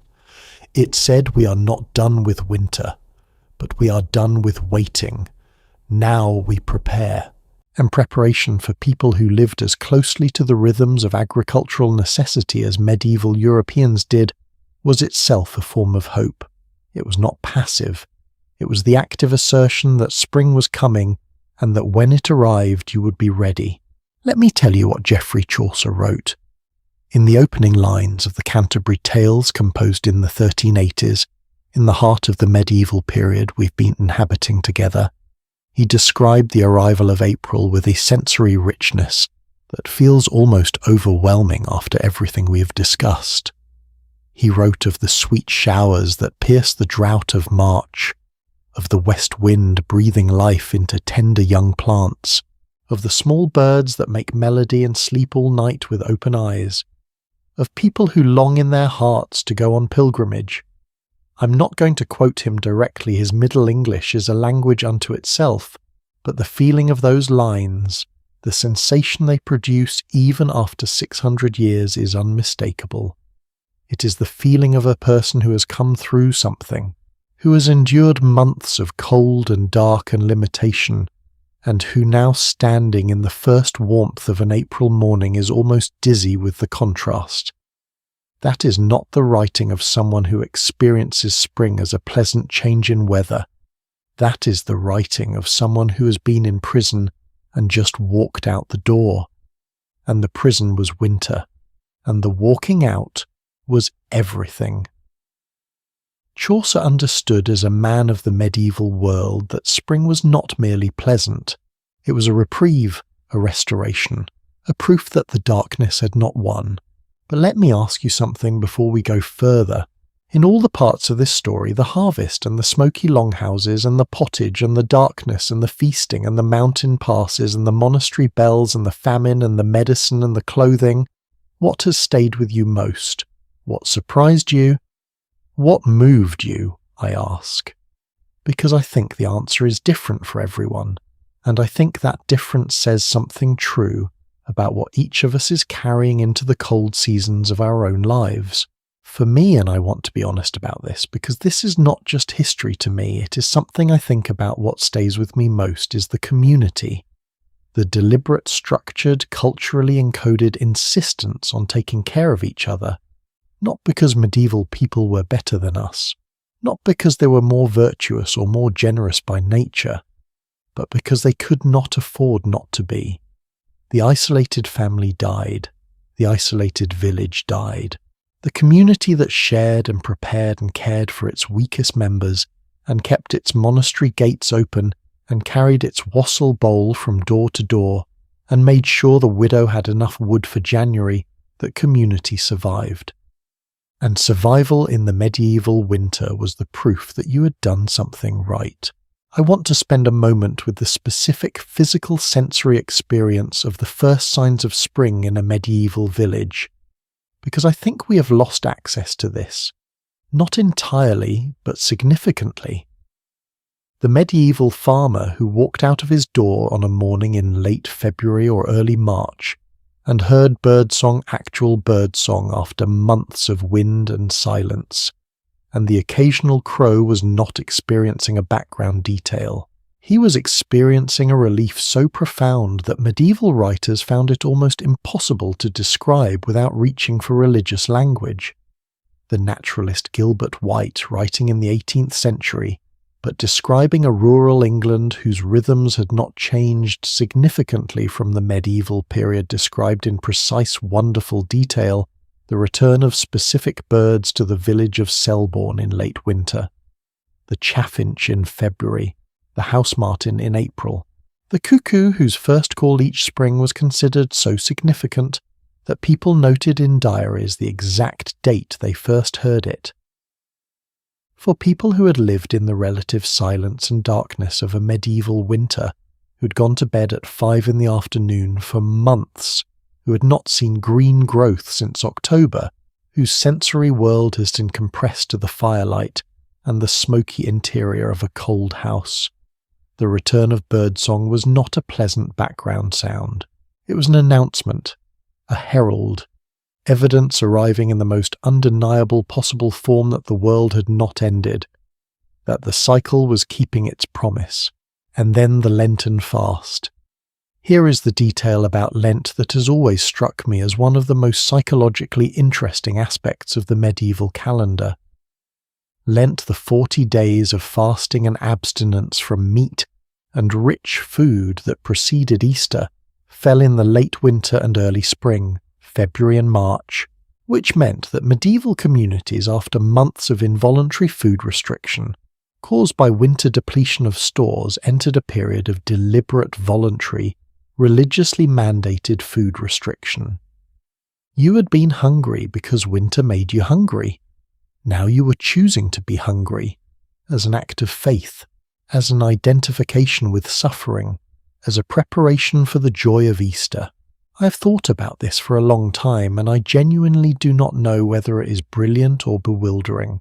Maybe both. But I think it reveals something profound about how medieval people understood the relationship between suffering and meaning. They did not believe that suffering was an interruption of the good life. They believed that suffering entered into willingly and purposefully was part of the good life, that the hunger of Lent accepted with intention was qualitatively different from the hunger of February endured by necessity. One was passive, the other was chosen, and the choosing transformed it, made it meaningful, made it in some strange and difficult and very human way something almost like freedom. Easter, when it finally arrived, was not celebrated in the way we might imagine. It was not a chocolate and pastels and spring decorations event. It was a detonation of joy. The Easter Vigil, the service held on the night before Easter Sunday, beginning in darkness and ending with the lighting of the Paschal candle, and the proclamation that Christ had risen, was experienced by a medieval congregation with a physical and emotional intensity that we can barely simulate in modern conditions. They had fasted for 40 days. Before that they had endured winter. Before that, in the years following the Great Famine, many of them had buried people they loved. And now, in the darkness of the church, a single candle was lit, and from that candlelight spread through the congregation, as each person's taper was ignited from their neighbours. And the darkness retreated, and the bells which had been silenced throughout Lent in many communities rang out simultaneously. The resurrection of Christ was for medieval Christians not merely a theological event. It was a mirror of the world they lived in. Seeds buried in dark ground that appeared dead and then inexplicably, impossibly grew. Days that had shortened to almost nothing and then impossibly lengthened again.